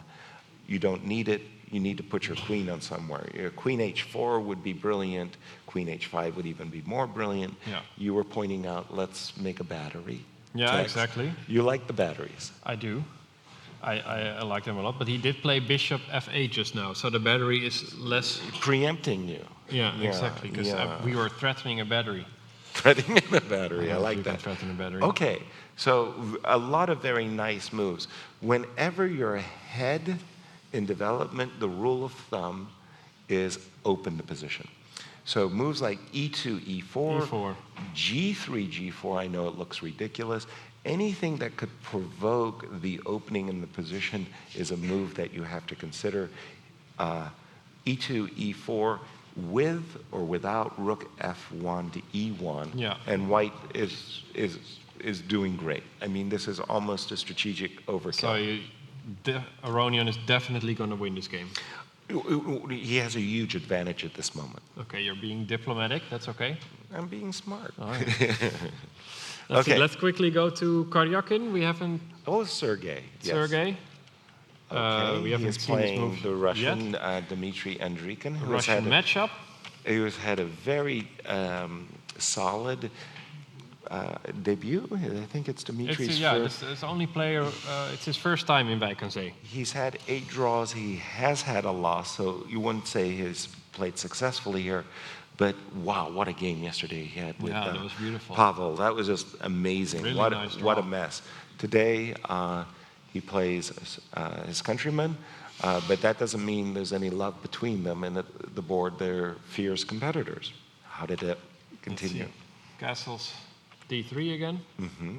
d6, Right? c3. Everybody's favorite Joko piano. It's terrible. Yeah, what's happened? It's really a recent thing. a5. Right. Doesn't want any b4 stuff. Rook e1. h6. Doesn't want any bishop g5 stuff no, either. It's like, I don't want this. Knight d2 is going to g3. Okay. Castles, h3. Anything you can do, I can do better. Bishop h7. Right. Knight f1. Bishop e6. Now, here's a good chance to pause, because a lot of the grandmasters, when they go and have dinner together, they love telling stories about their chess games. And you know, I played with Garry Kasparov, and he played the King's Indian against me, and all of these stories are like beautiful separate pictures. Or for example, Garry Kasparov sacrificed his rooks in the Pearl of Bijkensee, Yeah. right, against Topalov. Veselin Topalov, and it's this magnificent game. Now, today, this position is almost like the pattern of like 100 games. And they all kind of mesh together, merge together. And I could imagine myself sitting down with Magnus to eat, and he said, remember my game against Sergei Karyakin where he played for D5 and I played for D4? And it was like, Magnus, I kind of remember. I've seen this game 50 times Yeah. already. What are you talking about? I can't remember who you played it against. And this is like a weird thing about this modern chess is that white players who play E4 are struggling to find an advantage against the classical But defense. Yasser, if I'm reading between the lines, are you saying that things used to be better in the past? Is No, that your I'm point? saying that the games, the openings were really different. You'd see a lot of Frenches. Mm-hmm. You'd see a lot of Caros. You'd see a lot of Sicilians, a lot of different Sicilians. And now it's sort of like everybody is playing either E5 or the knight off. Like there seems to be no other defenses, except when Adiban, Plays some plays a cool French opening. and then just wins like out of Yeah, the that's- opening. Like what? Okay. But you notice that it's also for commentators, for spectators, that when they play a different move, also Rapport plays different moves, Yes. everyone gets excited. We're embraced. Because also you have club players who always play the French, Exactly. and it's so much fun to see grandmasters play your own opening, right? Exactly. So- Exactly. Yeah, so I do agree. We're also just clicking through the first moves Right, because because- we have to get to the good stuff. Yeah. Let's see the excitement. Let's hope Well, for the excitement knight ahead. G3, Oh, this is semi-exciting because he's just white gets double pawns here. Is that exciting, or are you still not excited? no, that looks very standard to me. In fact, it was funny. The New in Chess magazine had a promotion at the start of Vaikanzen. They were handing out their newest and greatest offering in the magazine.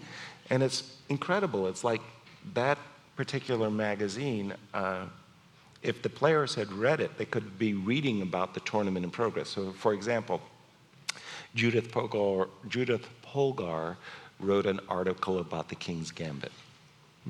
Bang! Yeah, The King's Gambit was played in the tournament. Yeah. There was an SOS article written by Jeroen Bosch where he goes G5 and Knight H5 in a Queen's Gambit decline, which was played by Dmitry Oh, yeah. Andrikin. There was an article written about the bishops don't budge.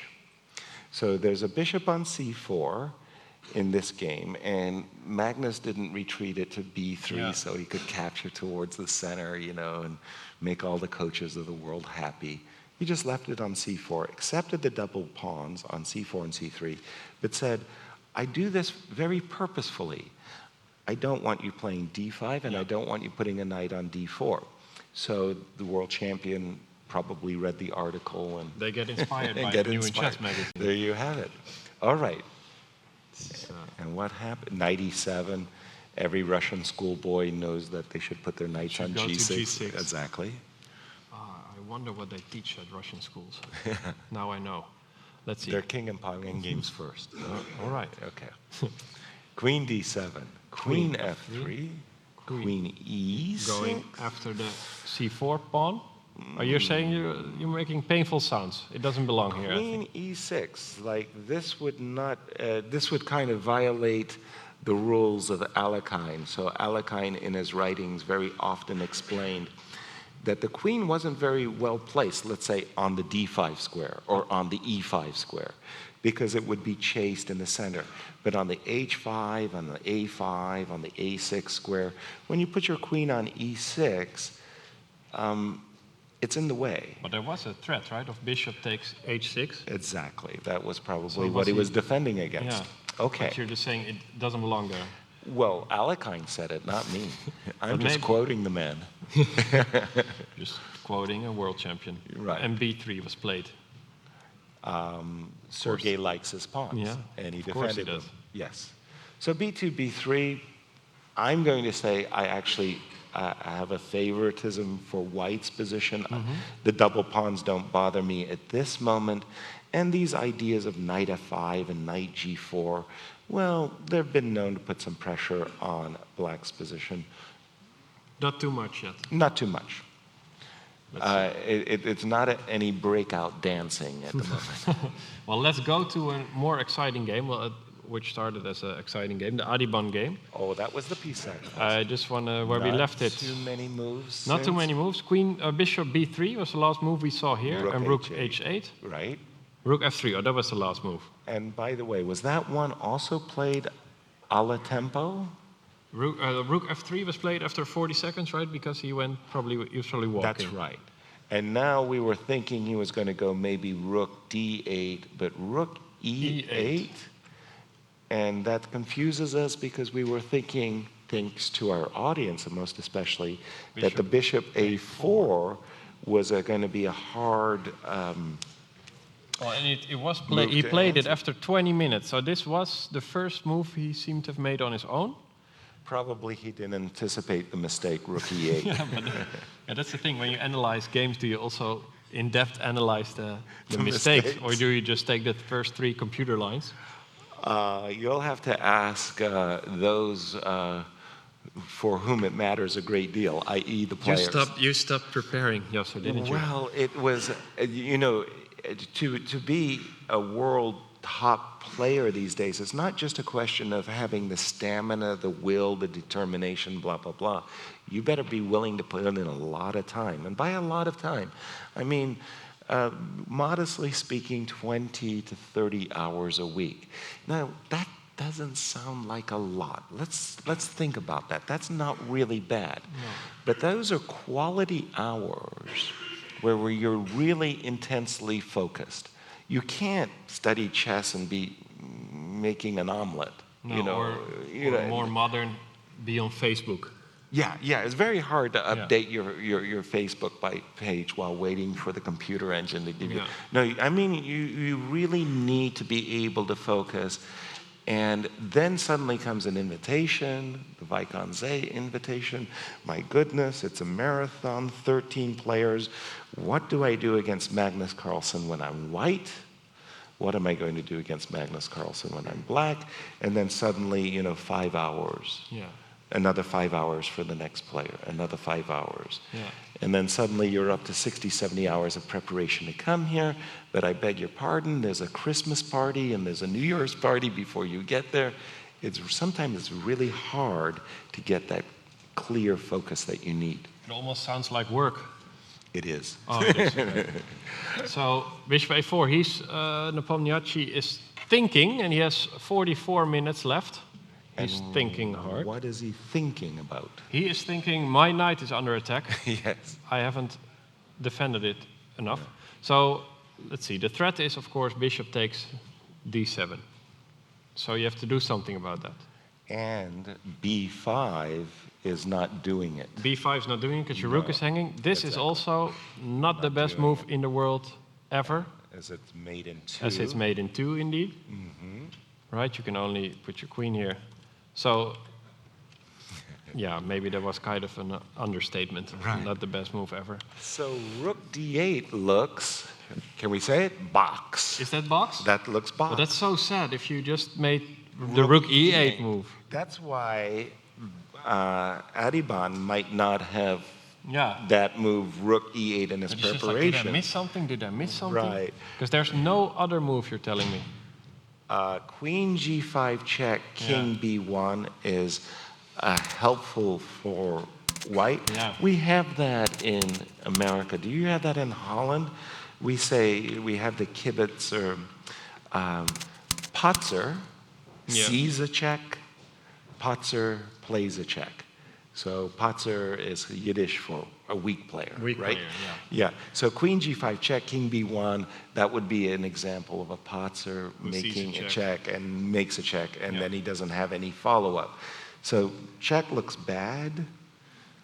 B5 looks bad. So rook D8 might be boxed, but then it's odd that he's thinking for so long. And why then did he use the tempo to play Rook E8 and then play it to D8 when he could have done it in one go? So yeah, exactly. So let's see if he plays rook D8. Do we have a forced variation? I think Rook F3 to C3 starts to look very scary because there's 2 ideas behind that. One is to rip the bishop, and the other is to play Rook C7. Doesn't look too good. No me gusta. Especially that loss of tempo. Yeah, it looks like white is having all the fun. I remember a while ago when you just said he just has to run away. Yeah. And I it- would like to be Yeah. like to be over there and run away. Put his rook on g7 when Yes. he's still on h7. Well, let's see. Maybe he'll come up with something still. This is looking, well, in this particular position after bishop a4, it's looking fun for white. We're going to take one more game and we're going to take our first break.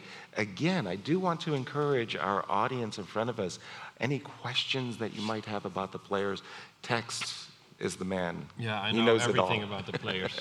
Okay. And we also have, you can also tweet, hashtag pop your question. Oh, any also questions. for any And questions. we've And got we'll have some some videos videos. coming up during the Okay. break, and then we'll pick up all the games. Let's see if this one is still going. I think it, All right. yeah. Very Okay, good. we'll take a quick break. See you in a little bit. Thank you.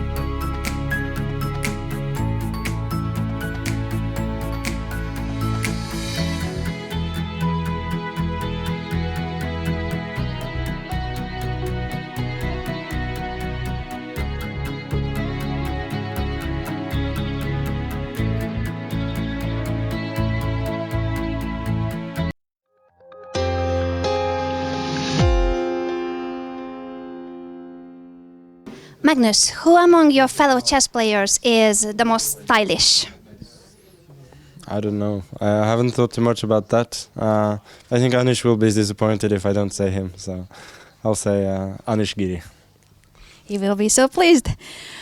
Who is the best football mate? It depends on who is the best and who is, the best teammate. In this tournament, I don't know. Tomaszewski played last year and was actually very, very good. Very solid. You are missing him from this year. I'm missing him in the football field for sure.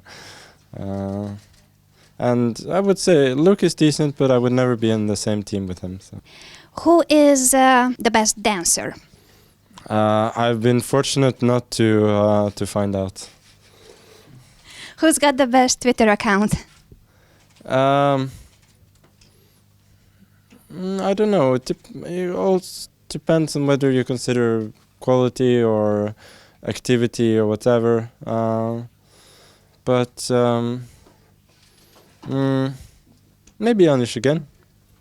You like him a lot? Yeah, I do. Who's got the best jokes? Me. I think everybody agrees. That was a joke, by the way.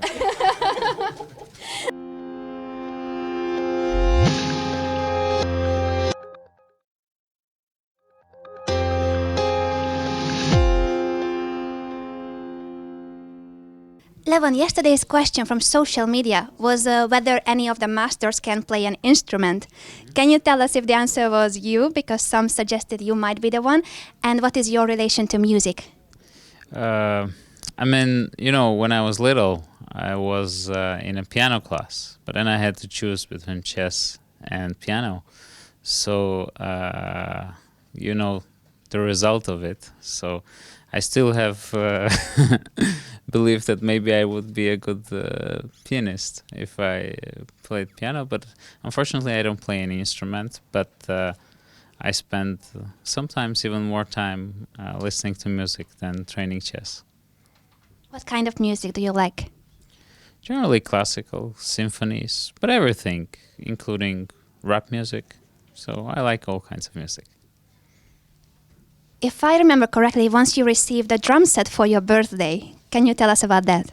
Yes, my fiance gave me a very nice present. And since I have many friends who are drummers and also jazz musicians, and so it's still there. I practice it sometimes to great dissatisfaction of my neighbors. But other than that, I still need to practice more. Can you comment on your shoes as well? Is it inspired by music, by dancing? That's yet another present from Ariane. So yes, those are dancing shoes, and I like to wear them because I love to dance, and I like, they put me in a good mood.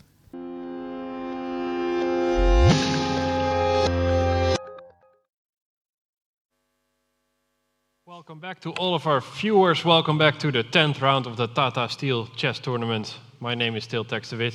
This is still Yasser Seirawan. Still. I assume. Yes. Well, we've been asked to speak up a little bit Yes, for the because audience. the audience, the doorway, Exactly. the acoustics. So People keep coming in, it's insane. All so right. we just have to speak up a little bit. I like the videos by Anna Rudolph. She's doing a great job, I think. Totally agreed. And when the question was put to Magnus, who tells the best jokes, he said, me. I completely agree. This was a fantastic story from a Sinkfield Cup.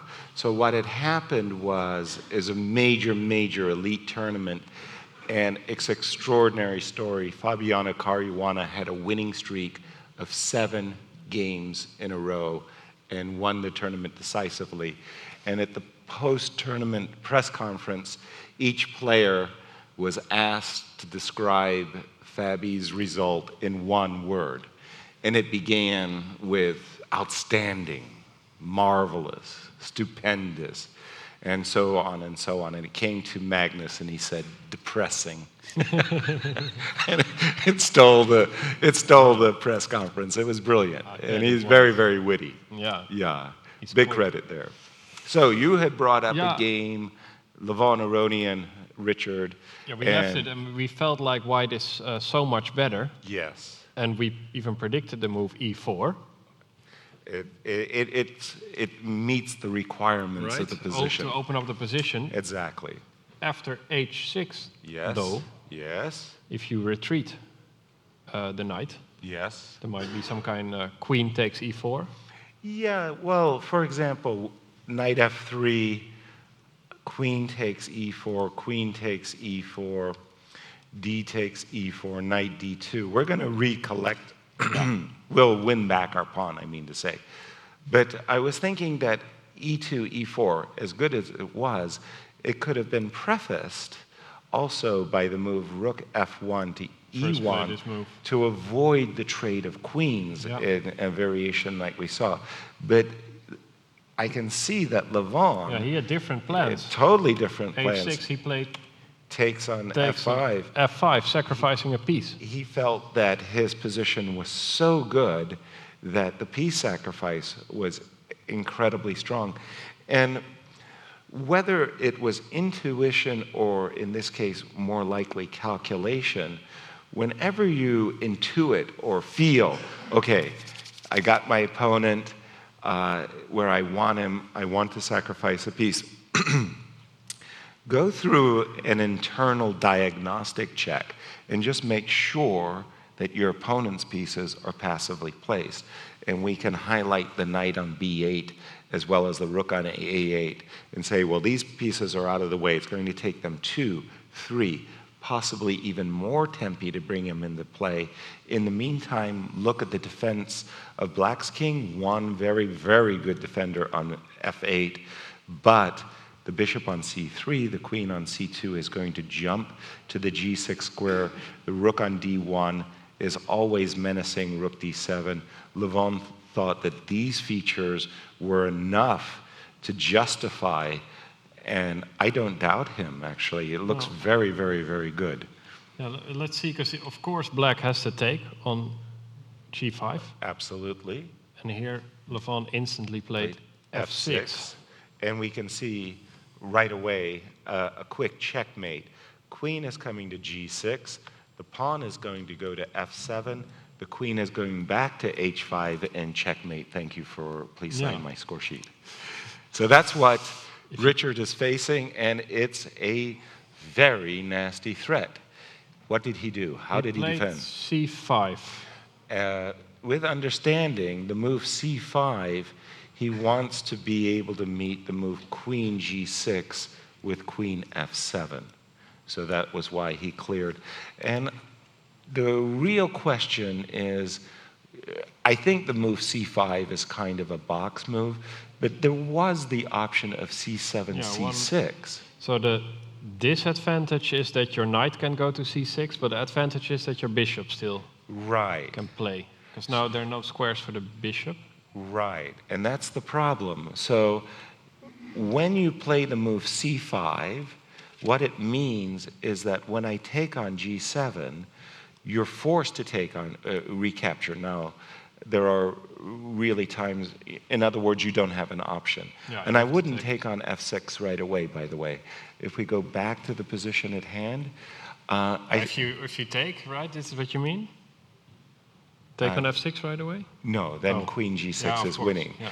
No, I'm just thinking that that after c5, sometime down the road, that bishop is basically stuck. Yeah. And the knight can always go to a6. So this is a very intriguing moment. Maybe the move c5 needed some thought. Now here... if you take on g7, I'm not attracted to that move, frankly. The problem, as I see it in White's camp, is he's got one piece that's really not working, the rook on f1. And I start looking at moves like, for example, f2, f4, or bringing that rook into the play with rook f1 to e1. The immediate queen g6 is also attractive. Queen g6, queen f7, queen g5, I win a second pawn. It's always nice when I get a few extra pawns in the position. But I feel that I'm helping black. Here I think Levon needs a really sharp move. What is it? What about f4 again? Can we just look at f4 for a moment? Now, you don't want me to take and go f7, so you probably try to keep the position close g4. And let's say I'm insistent, f5. And again, for the same reasons, you want to keep the position close, you're going to go e5, right? Yeah. I'll take on g7. If you take with the bishop, f6 comes with the double threat of f7. It's devastating. And again, my rook on f1 is working. I'm one of those people who believe you have to put everybody to work. You don't want any piece in your position sleeping and not. Everybody's got to work. But I do feel that's if you play c6 instead of c5, maybe it's also the same ideas. At least after things like f4, you have a bishop check. You have some more activity. Right. Maybe. Right. Still, it's not going to be an easy defense for black players. For the black player, pardon me, c5 by Richie was played. Yeah, this actually happened. Oh, he did. He did went for f4. So f4, g4, f5 to just right open away. up the entire position. The other line that I was looking at was e5, taking on g7, queen takes g7, so that after f6, you can meet it with queen f7. However, this is not nice. Not nice at all. Queen e4. E4? So with the double attack of the rook, but also you want to play, for example, knight a6, queen takes g4, followed by rook d7. The rook comes in. We've always had this rook lurking there. This looks like this is we devastating. Say splat. Splat. Yes. Is that an official term? Not according to the FIDE rules. Oh, yeah. But that does look very, very good for white. So f5, this is... And what's our current position, by the way? The current position is f5, and he's thinking. And he doesn't have too much time left. And we have a tweet, a brilliant piece sacrifice by @Levon. Well, thank you, David Z. Leading to Splash. Splat. Oh, Splat. Splash as well, I think. Splash was a movie featuring Daryl Hannah as a mermaid. She was incredibly attractive. Okay, we're getting off topic again. Oh, sorry. Yeah. Talking about mermaid movies. These thoughts go through your mind during a chess game. This looks very artistic attack by Levon. And it was a quick piece sacrifice as well. He thought for 3 minutes. Well, again, when you sit there and your opponent is keeping his pieces asleep, the knight on b8, the rook on a8, you know, these top grandmasters, they see that as a red flag. You can't do that. They will punish you for any transgression. And when you're black, you cannot transgress, most especially. So this looks like a very nice game for Levon. Should he win it, by the way, that will bring him up to +2, and he'll be in the chasing pack. Top 4 or 5. Something like that. Let's go to Magnus Carlsen. Let's see, we left it here, bishop e6. Oh no, we left it at a5. a5. Knight e2, so white. Yes, he wasn't waiting for b4 and the... Just has to get to f5 as soon as possible. Yeah, the gentle push. Okay. d6. Just to mention, I think the move d5 might be mistimed because of a kind of, if I've got it right, there's a confusing little line here. You could take on d5, take with the pawn, and the knight could perhaps switch back to c3. And you have a double attack. And it's a little bit awkward moment here for Magnus. That's why he didn't play the move d5 right away, but first played d6. d6. Knight came to g3, bishop came to e6, rook f1. Back to f1. Again, putting the pieces into active position. And Open now we F-file. d5, rook f2. Okay, this is a cool move. I like this move You a like lot. rook f2. Well, no, I like the next The move that's coming up, Rook rook a7. a7. I like this. Normally you move the queen out of the way and then you bring the rook over. But rook a7, you want to It's defending f7. It's possibly going anywhere here. more likely the d file. He's probably looking to double on the. Normally you move the queen out of the way and then you bring the rook over. But rook a7, you want to It's defending f7. It's possibly going anywhere here. more likely the d file. He's probably looking to double on the d file so that the eventual capture d5 takes e4. If the d file becomes open, you've got a nice Yeah. battery. Definitely. All right, So he captures. captures. Now the rook could conceivably go to the c file. Now that it's half open, knight went to f5. f5. With again the threat of possibly taking on h6, right? You wanna play this Queen move. g3 is a very direct double attack. Pawn on e5, pawn on g7 is hanging. King h7 That- was played by Magnus to stop your knight h6 Yeah. threat, by the way. Because after this move, you can probably just Very take boldly. take back with the king. Exactly. And then slowly walk back Right. to where you belong. Let's see. Okay, so if after you the have- move king This is h7, the position. now the visually attractive move is queen g3, showing understanding with the double attack. But you have to, what are you going to do about g6? We have to, g6 right now. Right. Because the knight really doesn't want to back up to h4. That just doesn't feel like what white wants to do. Maybe it's not that bad, but it doesn't feel right. Yeah. Their chess has a flow, has an internal logic, and that doesn't like. I think this doesn't work, but can you go to d6? Yes, now that's a much more attractive move. Just wondering what happens after, for instance, knight h5.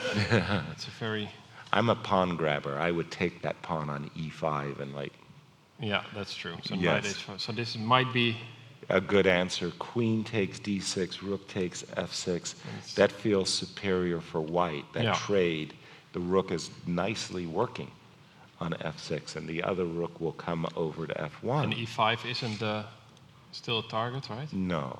So we have to do better than g6. You had mentioned Yeah, just bishop taking, f5. just taking the bishop. Sometimes you should eliminate the attacker.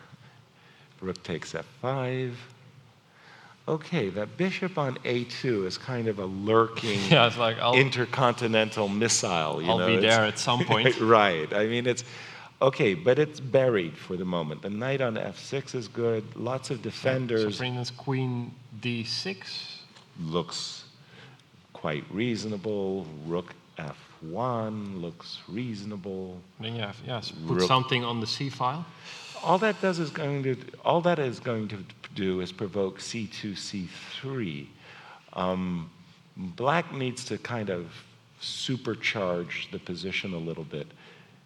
b4, B4 perhaps? first, Yeah, okay. that might be something.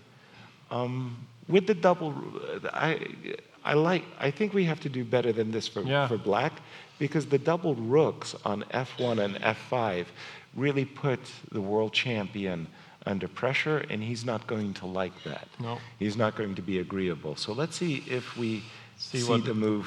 And I think on the live Well, board, queen we do g3 has been played. queen g3, and this is Don't you always like it when we predict the moves? yes, I do. When I they're feel- good? when they're good. Yeah. I like it a lot, actually. I feel like, I was hired for a reason, It's like, I know what I'm talking about. Sometimes. Yeah.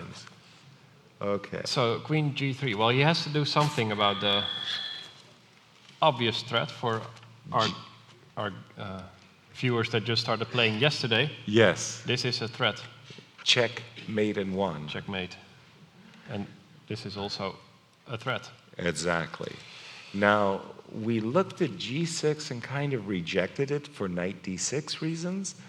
So we need to find, audience, help us out here. If you have something besides bishop takes knight. Something,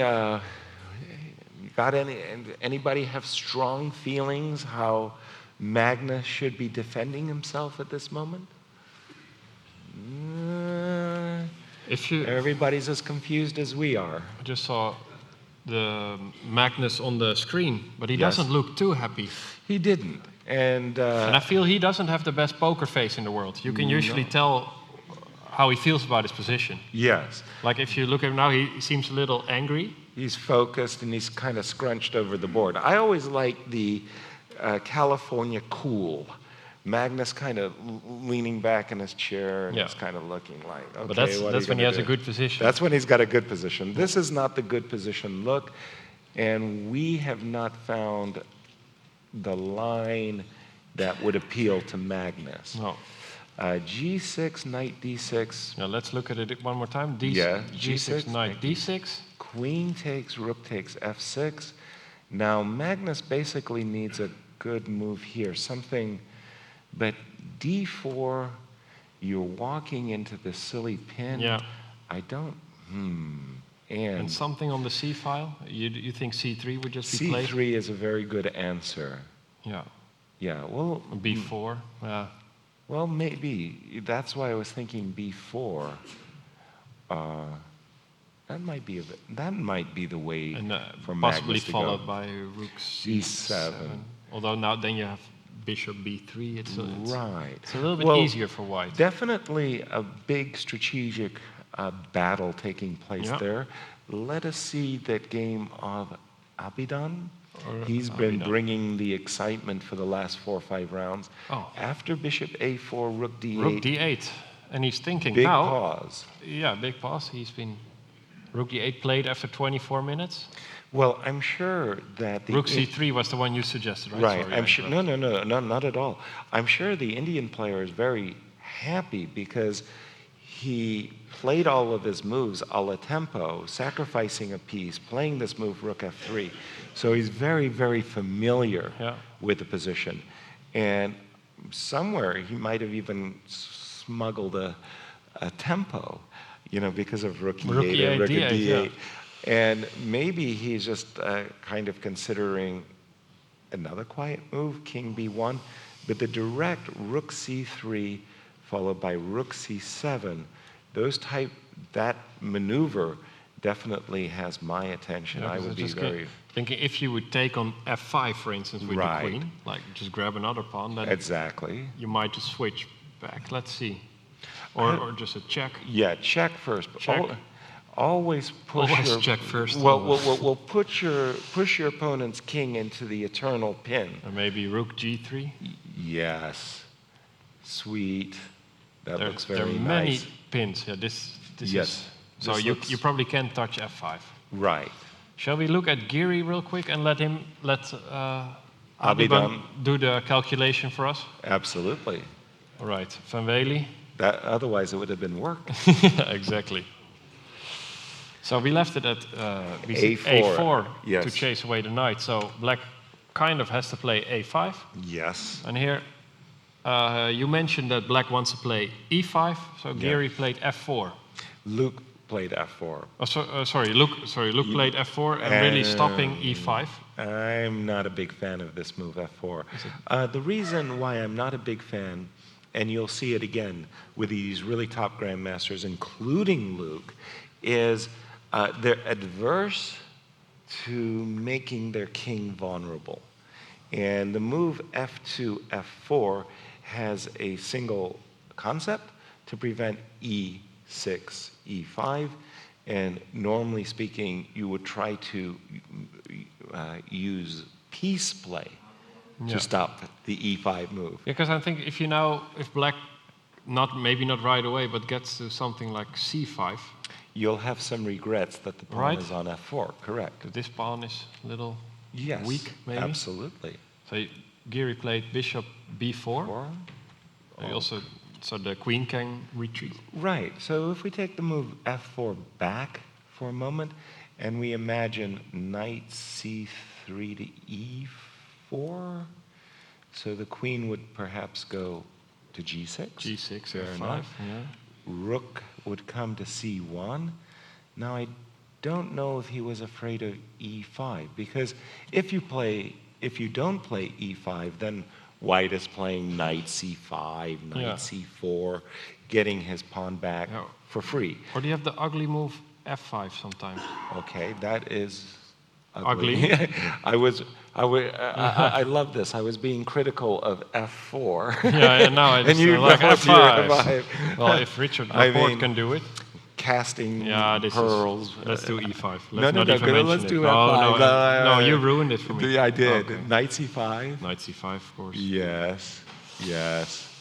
And again, you can easily This is, imagine that bishop takes c5, d takes c5, knight d5, knight takes c4. This is the positional disaster. This is. Yes. Yeah. Okay. So let's see what actually took place. Bishop b4 was the choice of Anish. Queen e2. Okay, finally Well, Luke sets his sights and Fine, targets now, the c4 And now pawn. c5. So As- there was a specific reason why Anish moved his bishop to b4, and I think it was associated with giving himself the e7 retreat square. yeah, for the queen. Yes. So that you don't have to go to g6. F5, Exactly. you can. Okay, So c5 takes. all right. Knight e4 Okay. Queen e7. and knight takes c5. Queen takes c5. Okay. Rook fc1. Well, finally, He will get back the c4 pawn. yes, that was the understanding I was seeking. You know, like, please, Luke, you know, No, but I see what you mean with win the- back the- the pawn on c4. Isn't this pawn a problem, or could it be a problem in the? Oh, without question, it is a problem, and it could be a problem, and it likely will be a problem. And you know, with real understanding, you would play f4, f2, you know, like down the road. But having said all of that, give Luke credit. His bishop on g2 is really eyeballing this long diagonal, true. and it looks like he may still have some pull in the position. How did the game go? Bishop d7. Well, you can now take 2 pawns on b7 or c4. Yeah, but you can't take them with one turn. So he took one of them. He took one And he took the chose c4. the drum roll, the c4. C4. pawn. Excellent. Knight takes. Yes. Rook takes. And as we could boldly say, White would probably like to trade queens. He would like to play the move queen takes c4, queen takes e3 as a Just showstopper. check. Exactly. Yeah, So so he had to take with the rook. Queen went back to b6, and now White has the better minor piece, but this queen on b6 is a real irritant. Yeah. It hits a lot of pawns in the position, and I feel that Anish is equalized. he's equalized. And Yeah, and there's some, but I would prefer black, I would say. yeah, Possibly. even he somehow he stepped over equality Yeah. and into the happy zone. You know, what is that? The bishop is It's coming to also- c6. If and you this- would play e4 at some point, then this bishop, the bishop on d7, could go to c6. Very nicely, yes. I agree, Tex, that. Oh. But something like if I was, if I was Luke in this position, I would probably play rook d1 Yeah. with the anticipating that after bishop c6, I want to trade Yeah, as you just many want to trade here. and rook to d6 Exactly. and something like queen to d2 and say, okay, I'm controlling and I'm not happy about my structure, but I'll try You want to. to equalize and try to make a draw here. There you have it. Well, I feel Luke is happy with every draw in this. Right? No, I mean, that sounds bold, but if you have such a rough tournament, Yes. he has 1.5 out of lots of 9. games, 9. Yes, that's -7. Minus, Why can I calculate that so quickly? I'm not sure. But is it -7? Yeah, because it's 1.5. Is it though? No. I'm going to give you some more time. Yes, sir. Thank you. Very good, very good. Okay, update on Yeah. the Aronian game, because we've got 2 combative games. Yeah, Aronian. Featuring Yeah, knight Aronian and sacrifices. Adeban are the cool games. Yeah, right? cool games, yes. The Dreams commentators. And then the f4, f5. Yeah, f5. This looked like a real tough. And he took on f6. probably because there's no other move, Yeah. in fact. And Aronian opened up the position. Opened up Yes. his rook. Queen h7. That's a shift. I don't think it's enough to save black because of the shift by white. Queen comes to And he g2. played queen g2.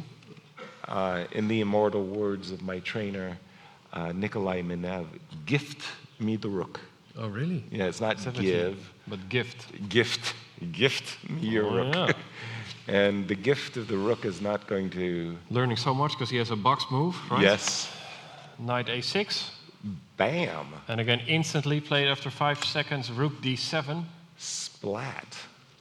Wow. And when you were a kid here in Holland, did you have the Batman show? Da-na-na-na-na-na-na-na, Yeah, Batman. Batman. And they would always get into a fight, and it would be pow, Yeah. biff. That's what you feel like every move is. Right. This is a kind of a Batman cartoon where Especially the rook d7 one. Rook D7. Da-na-na-na-na-na. This feels like Jaws the music. No, this is But Yeah, what- okay, if there's children in the audience, please cover your eyes. This is R-rated brutal. chess game. Yeah, exactly. So he has to what? By the way, did you know that story from the 1972 World Championship match in Iceland with Bobby Fischer and Boris Spassky? Yeah, I was there. I was minus 14. You were minus 14. Yeah, you calculated that quickly. Okay, so the point was in Icelandic, which of course is Old Danish language, the commentators would use expressions from the Icelandic, which is like white axes, and white destroys, and white beheads. Old Viking Yeah, type really words. brutal words, right? So the Icelandic mommies had called up the television and said, for the little ones, could you please use a softer language? I thought that was really cute. Must be. Queen h5, I don't Shall I we don't try? give Shall we them- try it for a few minutes? Extreme chess commentary. No, yeah. Oh, this is just a crazy move, Yasser, right here. Rook d7. Ooh. He played queen h5 Right. and rook takes f6. Ooh. Well, And you're only this knight up, right? Black just has this extra knight. right. Like, Right. congratulations. Exactly. Well, I think this is a position I would resign before I would be immortalized in those wonderful books for €8.95 on, white to move and win, Queen E4, Rook G6, and. But I've sign the score sheet. also heard that people want to make, now this is move 26, that they want to make it past move 25 or 30 so they don't get into miniature game books. Precisely. Right? So now- Good point. Good point. So Tex. just make it to 32 and Right. That's showing understanding. Then, exactly. You don't want to be in the wrong books. Yeah, those miniatures, man. Those are popular books too. The miniature. The miniature Or books. this might be in a miniature book, might also be in Levon Aronian's best games. Or Well, Richard Report's worst games. yes. This looks really, really sad. Also, just to put you were critical of the knight on a6 with good reasons. Just imagine bishop g7. Go ahead, put that move on the board for a second. Rook on f6 to f7. Bishop takes c3. B takes c3, and then you ask the knight on a6 how it feels. like, why are you picking on me? Yeah. You know what I mean? Everything. Oh. So you would prefer this even over a move like rook takes g7? No, You of like, course I prefer rook g7 and queen. Oh, okay. But but just for the aesthetics of the it. Yeah. emphasizing the strategic understanding. By the way, when Levon is in form, and he plays these, just beautiful poetic games. I mean, this is poetry. He really scares the bejesus out of the top guys. I mean, they do not want to say Oh, this is nice. So yeah, Levon Aronian. rook a8 played, and I think he took on f8. Uh-oh, this looks like a sweet combination. If you take with the rook, I think Levon's intention, no, Well, Sorry. I love this. This If you have check. rook G7, that's I feel the most powerful combination in chess. If you have Right, the the bishop, windmill, yeah, we you call know. it the meatmill, gehaktmolen. Is that an official term? I'm not sure. We call it the windmill, and we gave it to the Dutch. Oh. You know, this windmill they just. Well, gave maybe it I just made up meat.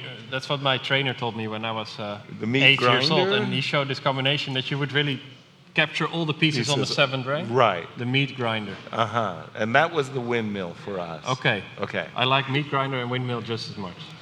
Let's see. The meat Oh, grinder. they. I think we have a result. Meat grinder sounds too brutal. Oh, it's too brutal for Yeah, chess. the Dutch mothers would. In call- Iceland, they yes, would, exactly. So he took with the king Check, and queen f1 check was played. and that was a resign. Yes, we do have a result. Yeah. Everybody, let's, Lavonaronian. Wow.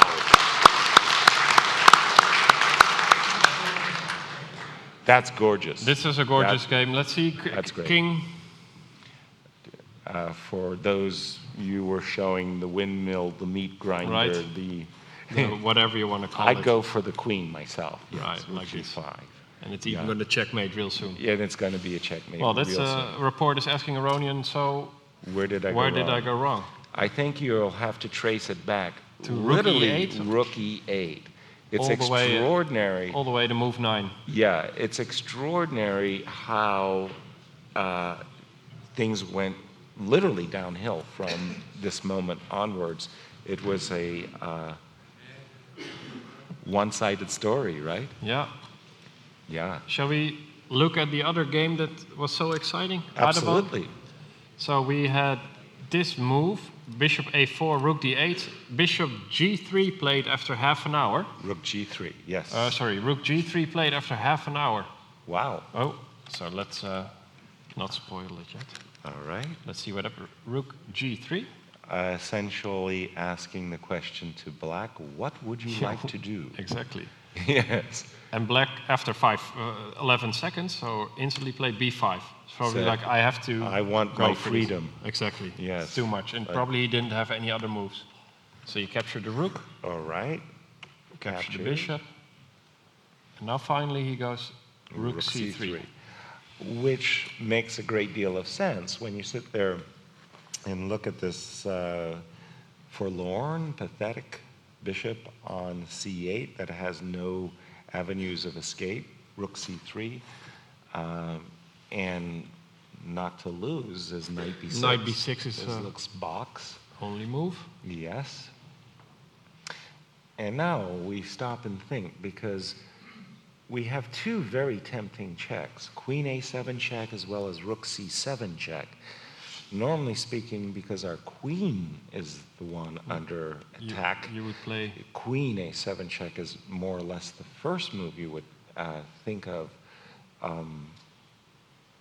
And if you couldn't find anything better, then you start looking at anything else. Yeah. So what happens text after queen a7 check?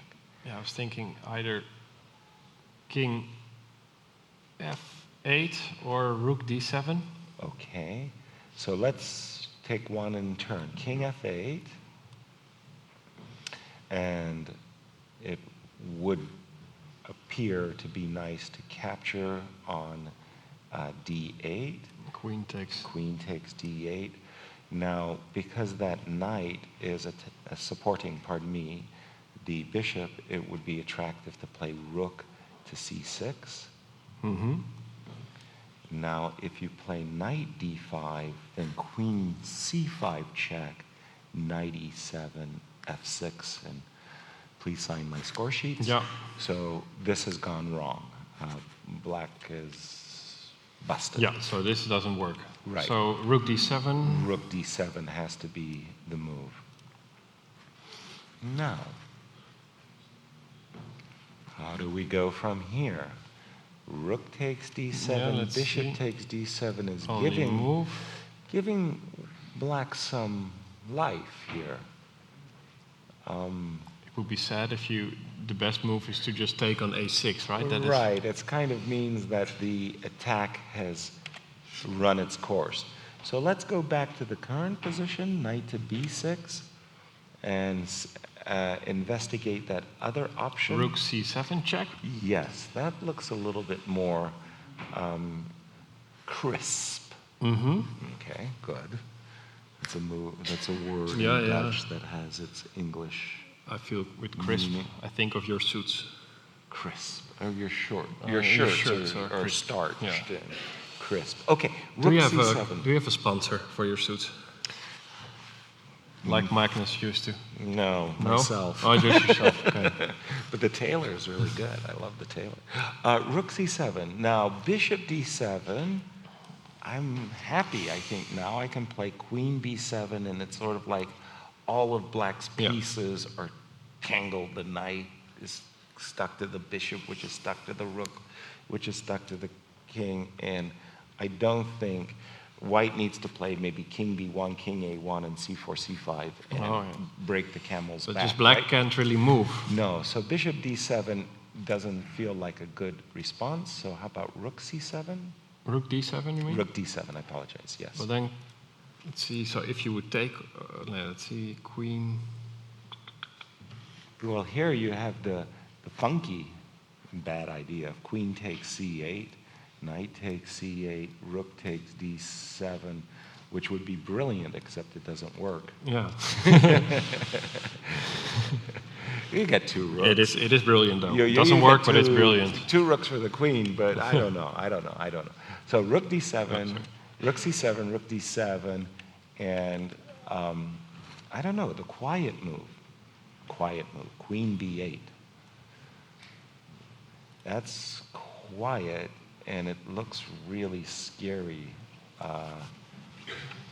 Black is the one, again, who's being entangled by the forces, and white's forces And are... by the way, one thing, queen g5 check, Yes, king has to and go. king has to go. And thank God Yeah, for... thank God for the pin, for the right? pin, That you have yes. the pin. No, just Yes, otherwise you we would want to lose- take on d1, but it's the Yes. rook on c1. So lose brilliantly. Yeah, no, the bishop is. yeah No, I this, was just thinking, because, if you don't play check yet, you can take the bishop yet. Because right, of the because of what you just pointed out, queen g... yes, exactly. So if black played h5, h5, and I went rook takes c8, and even then it might still work. But let's see. would I be crying? Check, king, check. Yeah, okay, then you take the rook, So yeah. that's the one trick So I black would- has. Exactly. Well, it took us a while to find Yeah. it.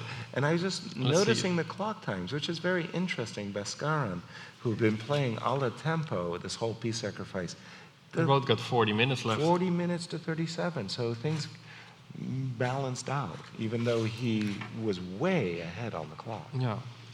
Okay, let's take a look at the tournament leader. Wesley So. Wesley So. I just don't want to. And by the way, for yourselves, our hope is that one of the players, such as Levon, will come And show their games. and show their games. And we have a microphone shortage. So should that happen, No, there I'm is a going to- microphone now. Oh yeah, but you'll I was going smoke to a step cigarette. out, and Oh. they will That's attach great. him, and you will have to interview Levon. He's very intimidating. All right. He bites. Oh yeah, then I get that you're leaving.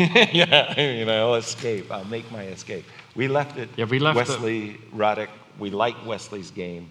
Queen d2 is when we left it. And after knight c6, the one we expected b4 was indeed played. And Richard Reddy style. Let's get it going. Okay, so Radek in trouble as his center is under pressure, as is his queen side. Yeah, and b5 is a threat, so he played queen e7 All right. and queen b2. Okay. I'm sure Wesley spent some time considering the move b4, b5 directly, because Yeah. the nice part about such a move is it could easily lead to queen d2 to b4. I suspect knight d8, queen b4, and you don't really have a threat of taking on a4. Maybe b6 is And knight dangerous. e6, is that sometimes a... e5 is Yeah, hanging. e5, yeah. I like Wesley's choice, is what I wanted to say. Yeah. I like the move queen b2, not committing the pawn quite yet to b5. And how did Radek Bishop g4, bishop g4? rook e1, Okay. possibly. This is a slow play for sure. He wants to play like a knight d2 Yeah. kind of. Make And sure then the game continued rook d8. Knight d2 indeed. So just to say, the boldly state that what white wants to go is knight e4, knight d6, and plant the knight on a great outpost in the middle of the board. So bishop e6. Yeah, prevents the idea because c4 is hanging. Hanging. Prevents Makes for the sense. moment. b5. Makes sense. And now queen b4. Right. We saw that in a different moment, but in that moment there was a bishop on c8, and there was a possibility of knight d7. In this case, the pawn isn't protected anymore, so knight b7 Yeah. will run into a bishop takes b7. Not And then what I feel this is going to be... yeah. it's, It's like a prison breakout, you know. it's like I You're don't know which one to Yeah. start with. Three connected pass pawns is usually Bad news. too many, indeed. Okay, so after queen b4, He played f5. Active move. Or preventing knight e4. This is really bad. Really? You mean the move or the No, position? the position has suddenly turned really, really, really bad for black. I think that Wesley is about to increase his lead here after this move. Because again, we were talking about king vulnerability, things like that. Black center is creaking. Maybe he had to play f5 to prevent knight e4 to d6. But how about knight to b3? Before we analyze knight b3, I see a celebrity. Oh, I saw a celebrity. I saw Levon Aronian. Excellent. Is that correct? Of Jeroen? I'm going to step outside while Levon. Yeah. But please, everybody, give it up. Wow, we need you. They're going to put a microphone on you. Okay. Right here. Okay. You need to put a... Levon is just getting Do you have a microphone? the microphone of Yasser Seirawan. So we'll look at that game shortly. Beautiful attacking game. Only 28 moves. And Aronian getting to +2. Just going to see if he's going to join me. While we wait for Levon, let's have a quick look at the Adiban game. Let's see if we have one move there. Let's see if the director is paying attention.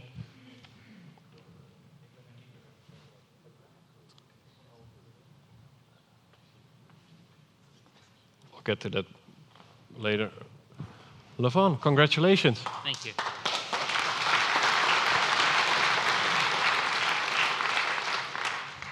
What game would you like to see? Your own? Most likely. All right. Well, let me give you the keyboard. So this was a quick victory. Was it an easy game? Was it a... Yeah, I think my opponent had a bad day, so. All right. Blaming it on the opponent. Now, well, let's look at the game. Let's see, maybe Yes. you can take us through the So, most important moments. Richard already played, I think, 2 games in this variation, in this tournament. So it's a very solid approach with black. Black is generally trying to exchange some pieces and then slowly build up, slowly develop his pieces. So this is more or less a theory, and this is a rare move. And before the game I thought maybe he'll play this opening, so I thought I'll play bishop e1. Yeah, it's... Maybe I'm going to move the mic up a Okay. little bit. Is that okay? Yeah, we were surprised by rook e8. Yeah, I don't think it's a good move, because anyway, white's plan is to play queen c2, rook d1, whatever black does. So, I mean, if black wants to play with d5, I think he should start right now. Let's d5. play d5 right away. Yeah. So, instead, my opponent played rook e8, and now it's not easy to find a good move, because if he takes, there is still the same problem of knight g5 somewhere coming. Yeah. And if black allows white to put, you know, a beautiful center, it's a difficult position for black. Yeah. So, but I think maybe he should have opted for this. 'Cause is rook e8, was It's- that a move you looked at in your preparation? No, I think Okay. it's an inaccurate move, and And you don't look at inaccurate no, moves when you prepare? I only Okay. look at the best Yeah. best possible moves. So he played d5. Yeah, now I can even play rook d1, which looks very nice as well. But I thought, okay, black will put up, you know, oh, sorry, some resistance like this somewhere. So when I saw that I can play knight d2, I was very happy. I also have a move like knight d5, but I didn't like bishop e5. Now if I take like this, queen comes to d4, and it seems black is all right. Yeah. And if I take on e4, then I wasn't really sure about those things. Okay, it looks, maybe it's good for me, but I don't really need this in my life. No, it's way more unclear than what you played. Yeah, I like some clarity, In life or just in chess? generally. Okay. So he took rook d1. I thought that according to Richard's enterprising style, he would go f5. I was Yeah, that's planning. what we looked at in the night Yeah, I was taxi. planning to meet it with this, and this is probably better for white. A lot better? I wasn't that convinced, but it's very pleasant to play. Yeah. So, I mean, if he does something like this, I can just take, going to d3. My play is fairly easy. Just develop this beautiful bishop on e1. Yeah, it's just waiting there, right? That's Yeah. the point. So queen c8 was also possible. And you- here, of course... Did knight- you consider taking on c5 briefly? Yeah. Yes, I did. I mean, this is something you should consider, because knight g5 maybe is good, maybe it's not. You can't tell. And how do you... I thought that this is a very pleasant position for white to play, but I mean, breaking through is not that easy. I was thinking, you know, maybe some f4, bishop to f2, then slowly press the pawn to e5 and torture black, but such things can be tricky. And, you know, my opponent is very good when he attacks himself. So generally, people who are very good at attacking, they're not so good at defending. Because they want to attack. Yes. So your lesson would be when you play an attacking player, you have to attack them. I felt that this would be unpleasant for him, because I get a chance to attack his king almost for free. So he had a move like g6, but this should be also kind of unpleasant. It's not easy to safely come out with your pieces. Yeah. So F5? f5 was logical, bishop c3, and I was only considering queen c6 for him. I thought it was the only move for him. And then I felt, okay, it's slightly better for white, kind of pleasant. I was of course going to start calculating e4, Yeah. but because this is also kind of possible. I don't know what happens in here. In this variation, you wouldn't sacrifice the piece. I'm actually not sure, because I was also considering Yeah. things like this. I don't know. Or rook e1, you know. Yeah. Hard to tell. But bishop f8 was, of course, a passive move. Probably not a good move. And here, yeah, black is already forced to do this. Of course, he had to capture this. Yeah, that was forced. Yeah. And I was calculating this line. I wasn't really sure at which moment I take on g7, now or a move later. Because But, queen c6 he has to do. But if you didn't use so much Oh, time sorry. here, so if you had all these variations, how do you make the decision to sacrifice the piece if you're like, I'm not really sure yet? Here I wasn't. I mean, I just had a feeling that this has to be a mate. I mean, certain That's things. just a feeling.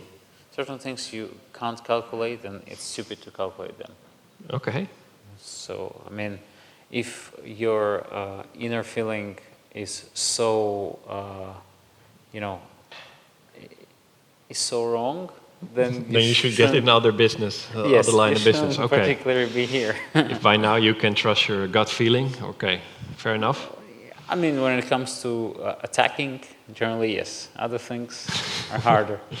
So yes, this is what I felt was happening. Queen f5, queen c6, bishop g7, I felt.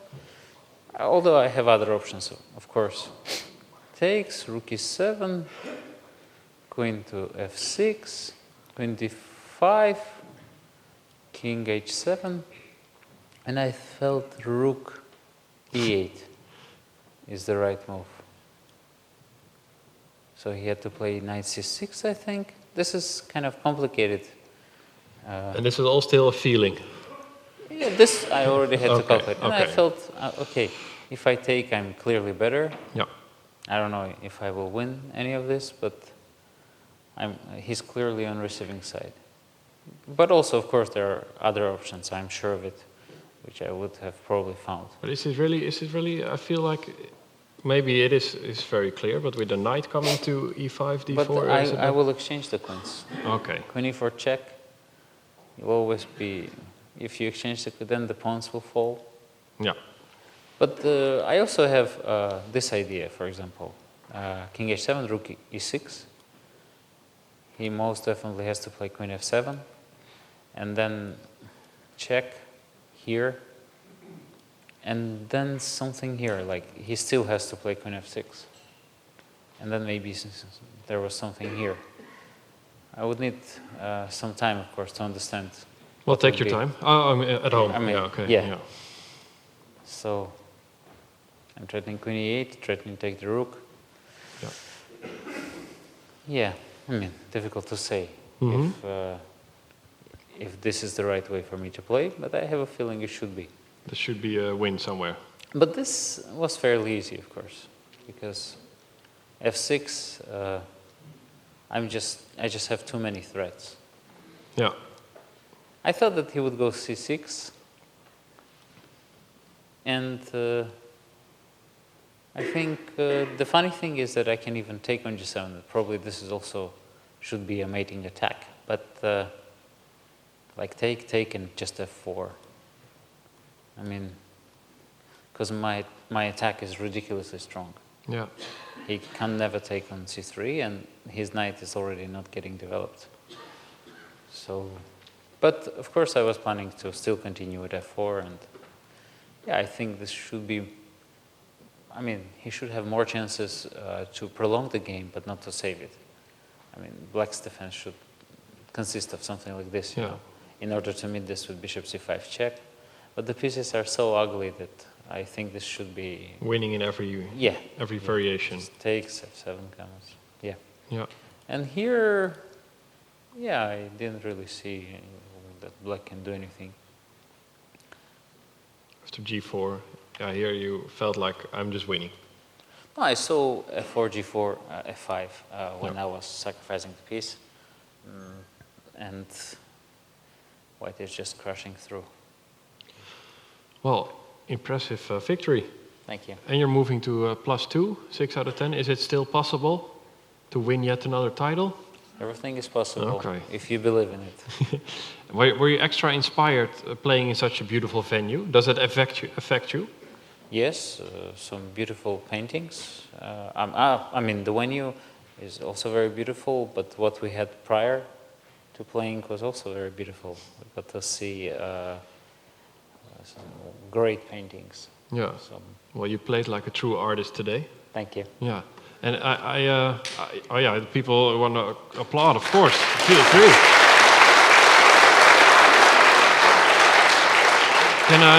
Can I quickly, did you pay attention to Adiban's game? It was very interesting. Right? What do you think of it now? This is the position So we rook have. c7, king d8. Rook This would c7, happen. king d8. This is the position we have right now. What do you make of it? So I have to first understand what black. What's black threatening? Well, I guess Queen should g5 be, is threatening. I have a feeling that it should be better. Should be better for white. I'm not sure how much, but maybe just rook takes d7, and after you capture, just to bring the rook back to c3. I should be able to collect a couple of pawns. And then win in some kind of endgame. I mean, as long as the queens are on the board, this should be good for white. Yeah. But maybe it's not so easy. Rook d7, knight d7. So if white takes here with the c... No, I was planning to take with the rook here. Takes. I failed to notice that I can't really retreat with rook because of queen b6.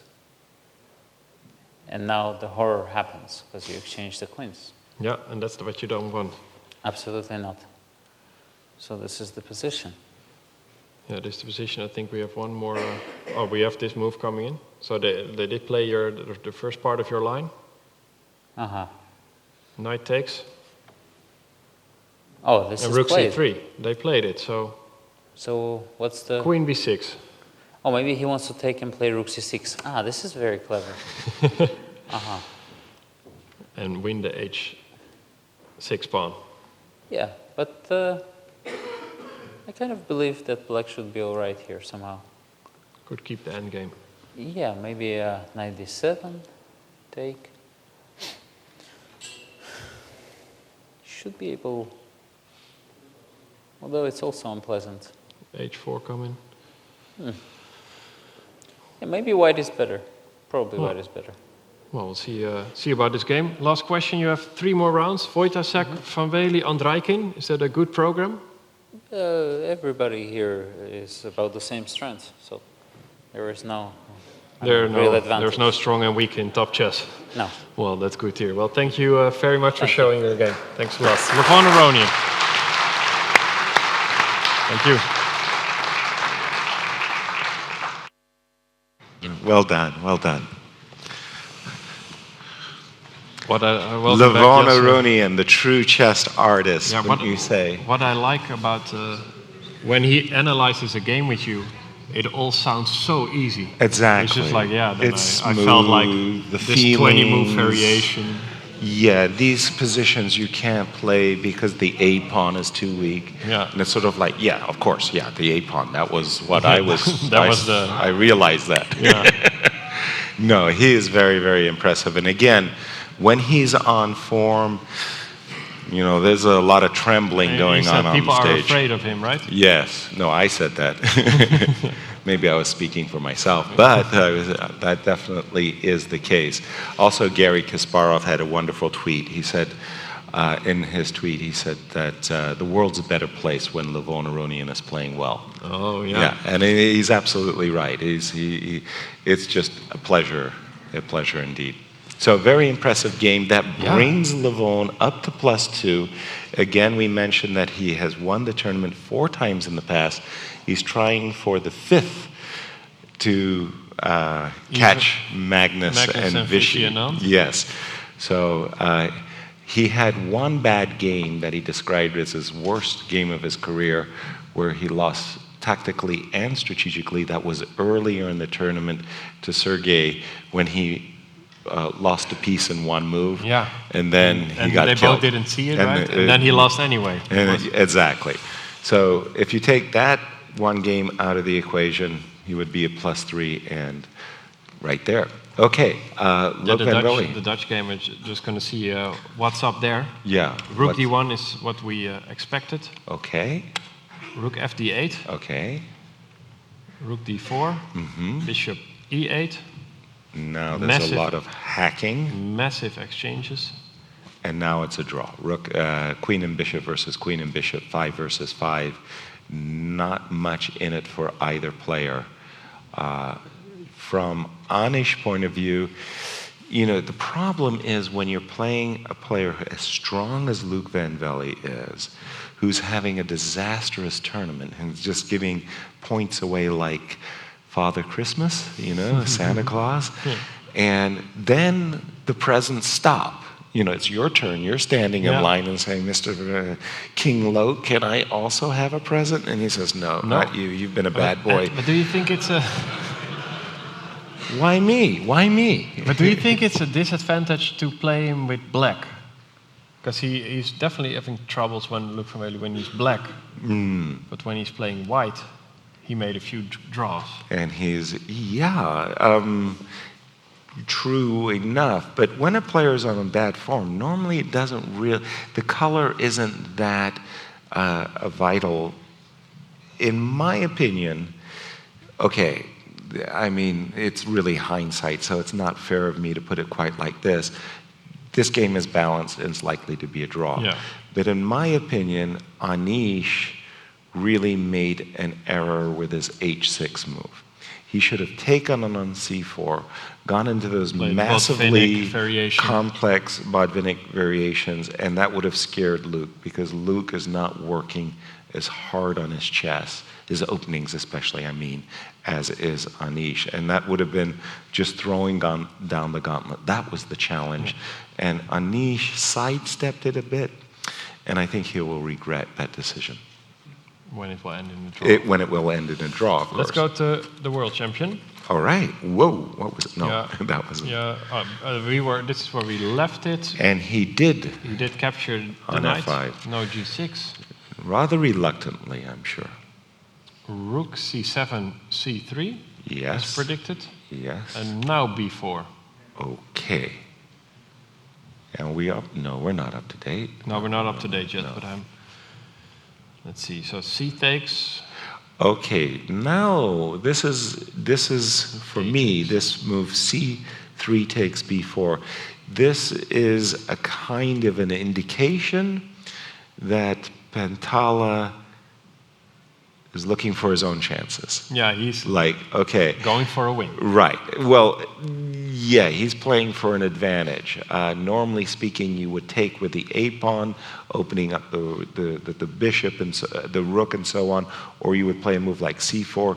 The fact that he took with the pawn and then went a4, Yeah, 'cause that's he's his next saying, move. hey, I've got the passed pawn. Yeah. My rook is on a1. Mr. World Champion. Yeah, right? Yes. So, and he wants to put his bishop on B3. So I Absolutely. think that's why Black played B3 himself. Oh, okay. Important, tricky move, b3. Queen B8, bishop takes, Queen B8, Yes. Rook A3. Wow. Okay, things have definitely heated up in this game. And My first E4. feeling is, okay, there's a lot of tactics, because before the move e5, e4 was made, I can see that white was ready to consolidate with the move rook f5, f1, and then there would be no trickies, and white would simply enjoy an extra pawn. But this move e5, e4 introduces the threat of rook c7. Yeah, so let's show if you Yes. would play something like A5, That'll cost you your queen. check, you can still go here, Defending the but queen, Rook checks, removing the defender. right? Yes. Queen You're, takes. Queen up. Yes. So A5, not the best move. Not the best move. What he played was King H2, Right. anticipating that move. And now the pawn it captures on d3, and It sure does. Well, this heated whoa, up quickly. It sure did, out Say, of nowhere. That I mean, escalated quickly. yes, that was a desert, and it became a tactical oasis suddenly. Whoa, has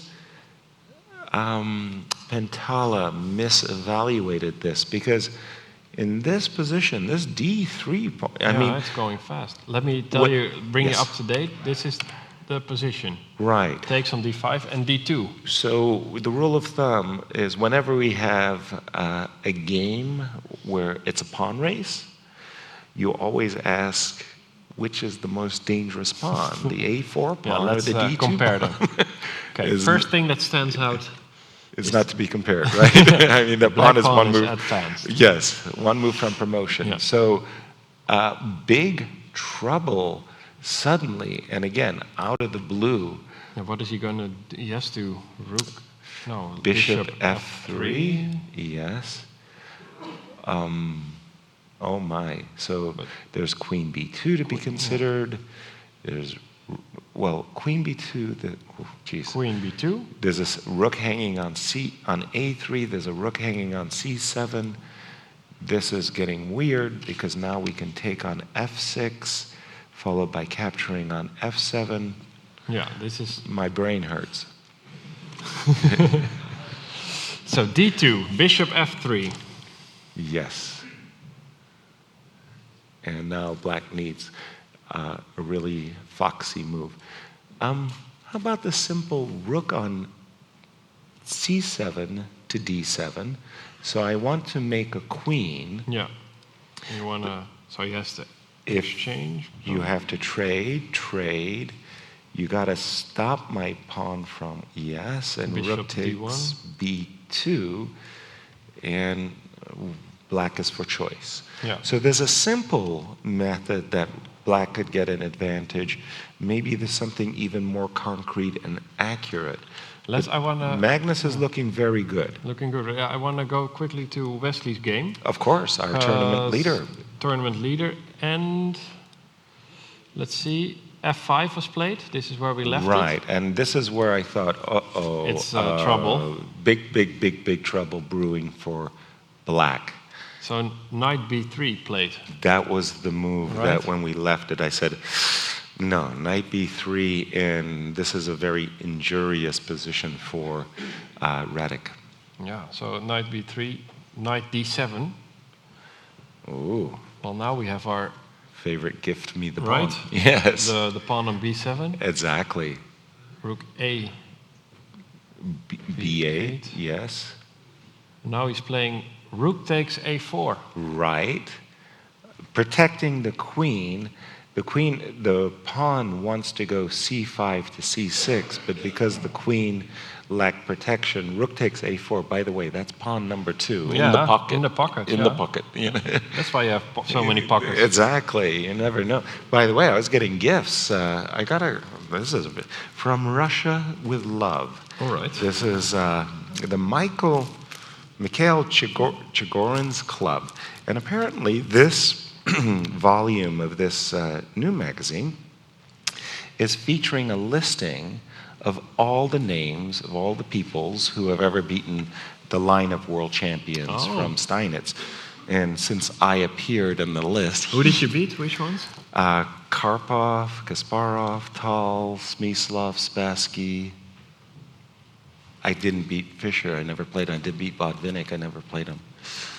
Didn't beat Max Serva. Met Max Serva. Had a wonderful time with Max Serva. You beat 5 world champions. Yeah. Impressive. You know, when I wrote that book, it's called Chess Duels, about my playing the world champions, I was so pleased with myself. I had all of these world champions, and I kind of felt myself as a bridge, between the generations and so on and so on.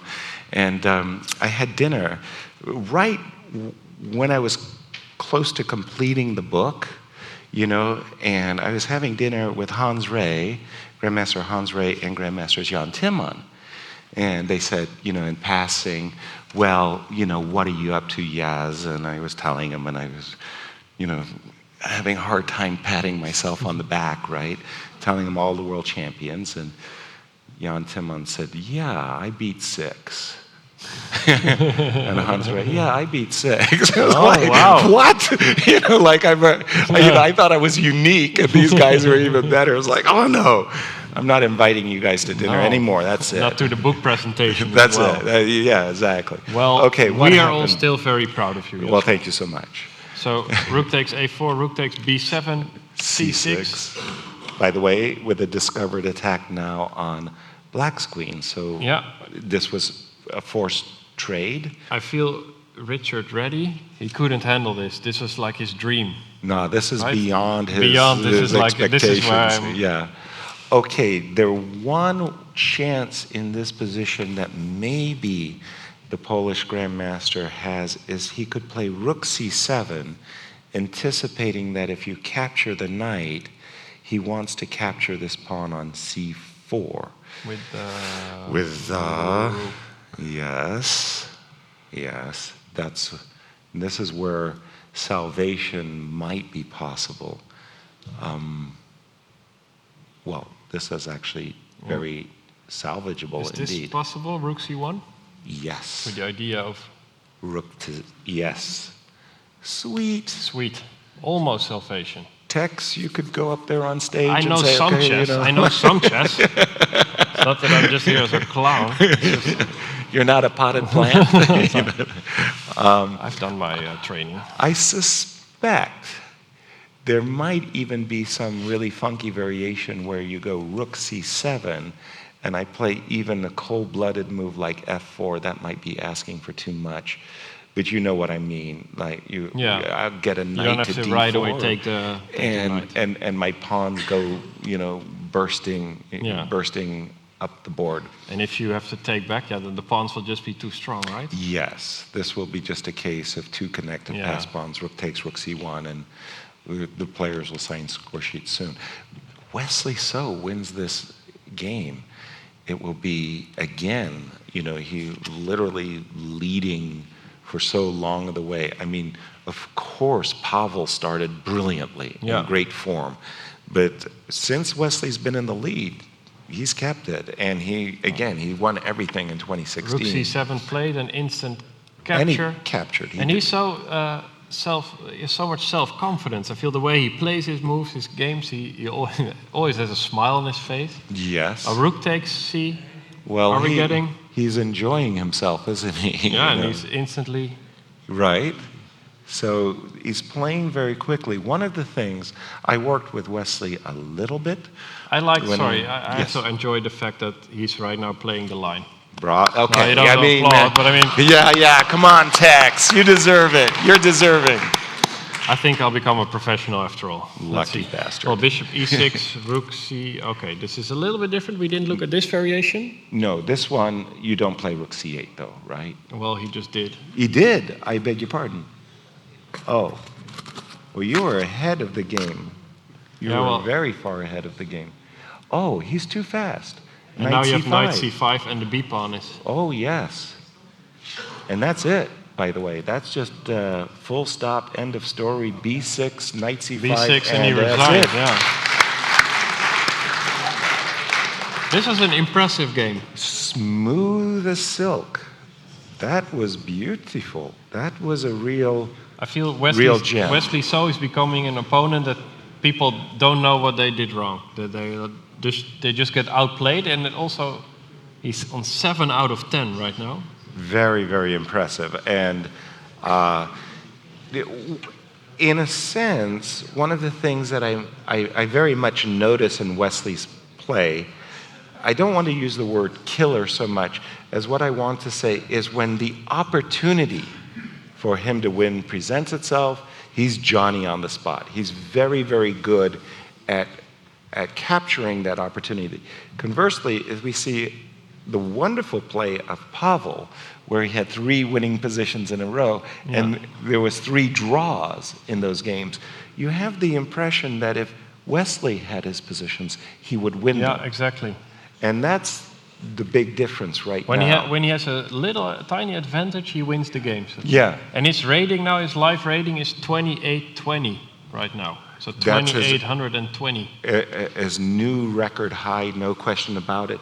If we are fortunate enough to have Wesley join us once again. Well, thank you. Yeah, I'm definitely hoping he'll. And Wesley is really, really sweet. You so can't I don't have to be rile intimidated. him. No. Yeah.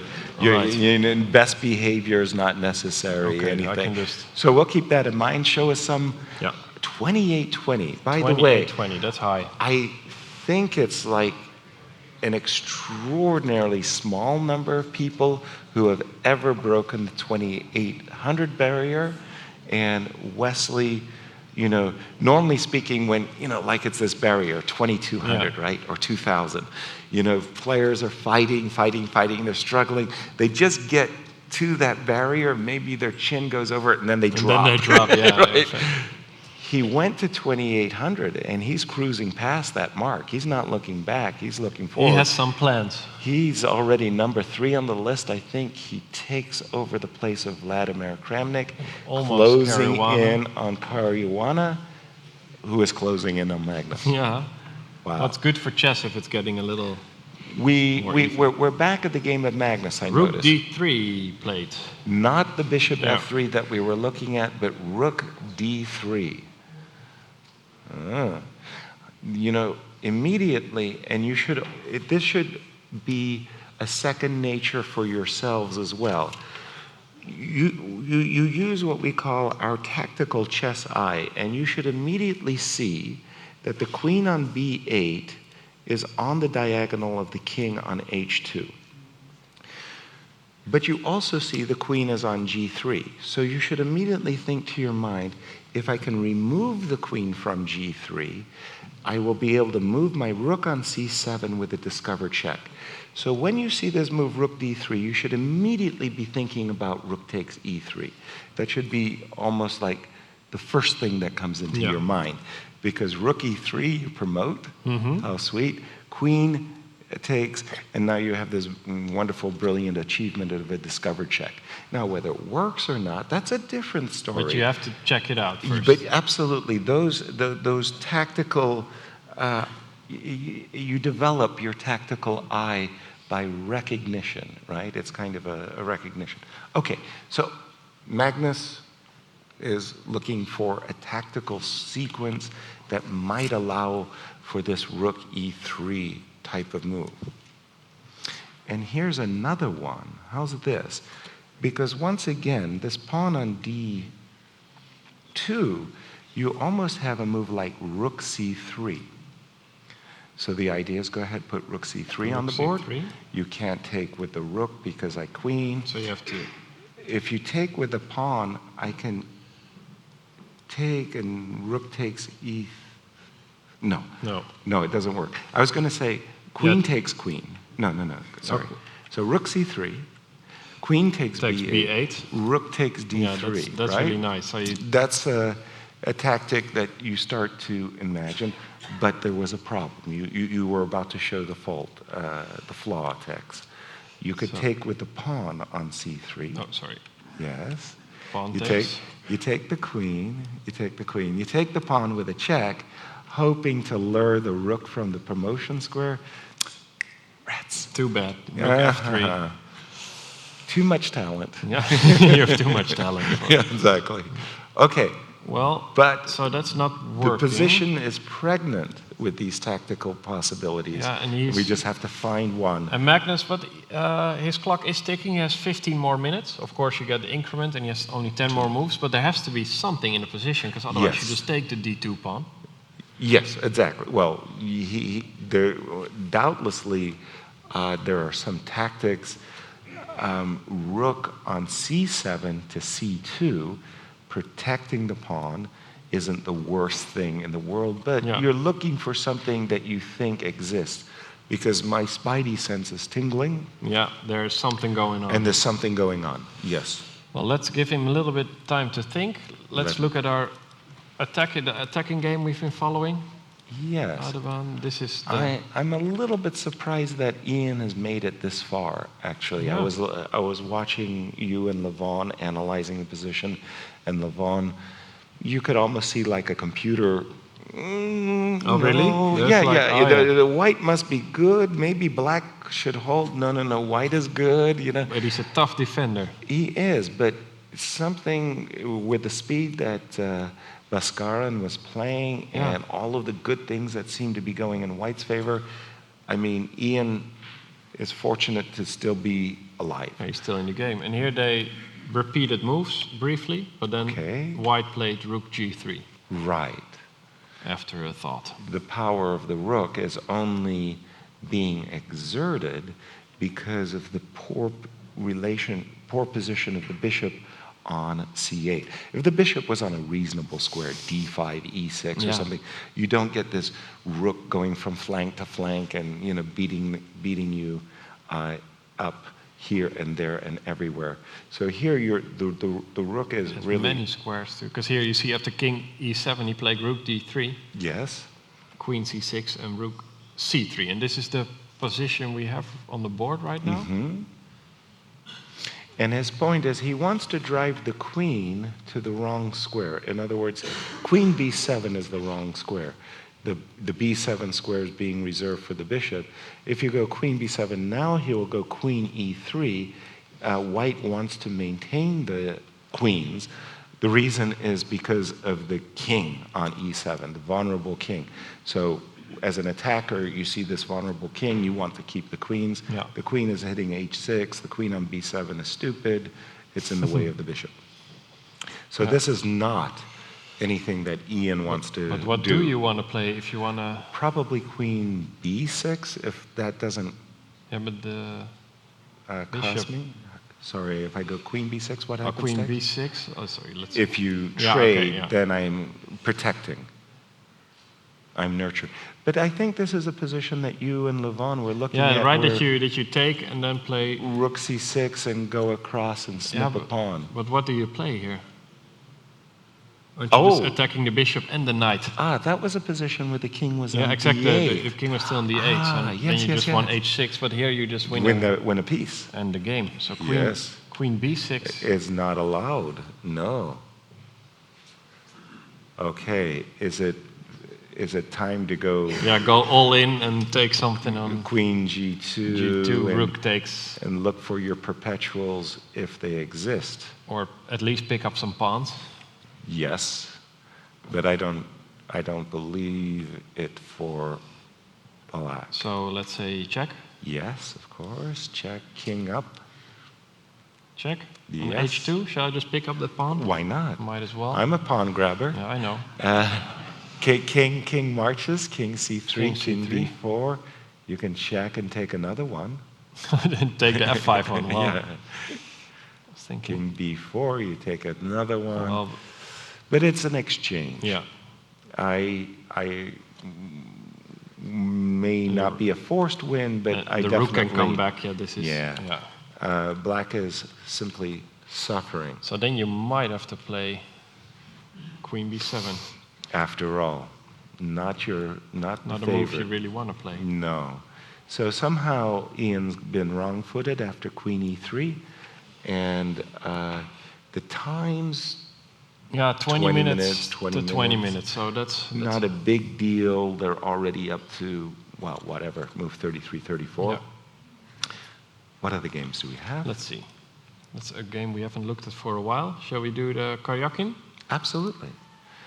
This again was the all-Russian matchup between Sergei and Dmitry. This is where we left it, I think. All right.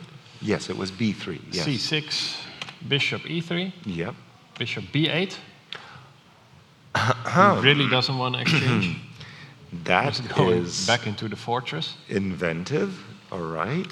Knight d2 takes bishop c7. Now, here sometimes I have to stop and I have to ask myself the question, because I've spent my career looking at Grandmaster games, and I always try to value a piece directly. So you could say you have 3 pawns, and I have 3 pawns, so we're equal. Oh, sorry. Yeah, sorry. Let's continue. But I see Oh, Geary they've van already Wely moved. is a draw. Yes. The Dutchmen make a draw. But pawns aren't always equal. My pawn might be more advanced, like in the game of Magnus. Here I compare the dark squared bishops. The bishop on e3 looks, to my eyes, to be a better piece than the bishop on c7. So why did Dmitry avoid that trade, right? The bishop on e3 just looks better. It's going this way and that way, and the bishop looks insulated. Let's see how the game continues. Yeah. I think that was a very intriguing decision. To keep Knight it on the h5. board. Knight d7. It's Okay. also the draw between the Dutch guys we expected, right? So that's not a big news to us. That the draw. Yeah, Van Wely, Geary. Yes, or from the position they had, Yeah. yes. Queen, Queen g4. Takes. Right. b5. Well, very different approach than what I had expected. Let's see what happens next. Takes. Right. Knight G3. Okay. Oh, and now he wants to exchange. Of course. It's like, no, But- I don't. Oh, okay, I do. Only now. Yeah, only now. On my terms. Yeah. Takes, takes. Knight F5. Looks How would natural. you recapture? I would love to recapture with the e4 pawn to put my knight on e4. Okay, let's do it. Okay. These guys are good. Jesus. Okay, f6. Let's go for it. Yeah, baby. And let's jump in. Yeah. And B4 takes. Yes. And D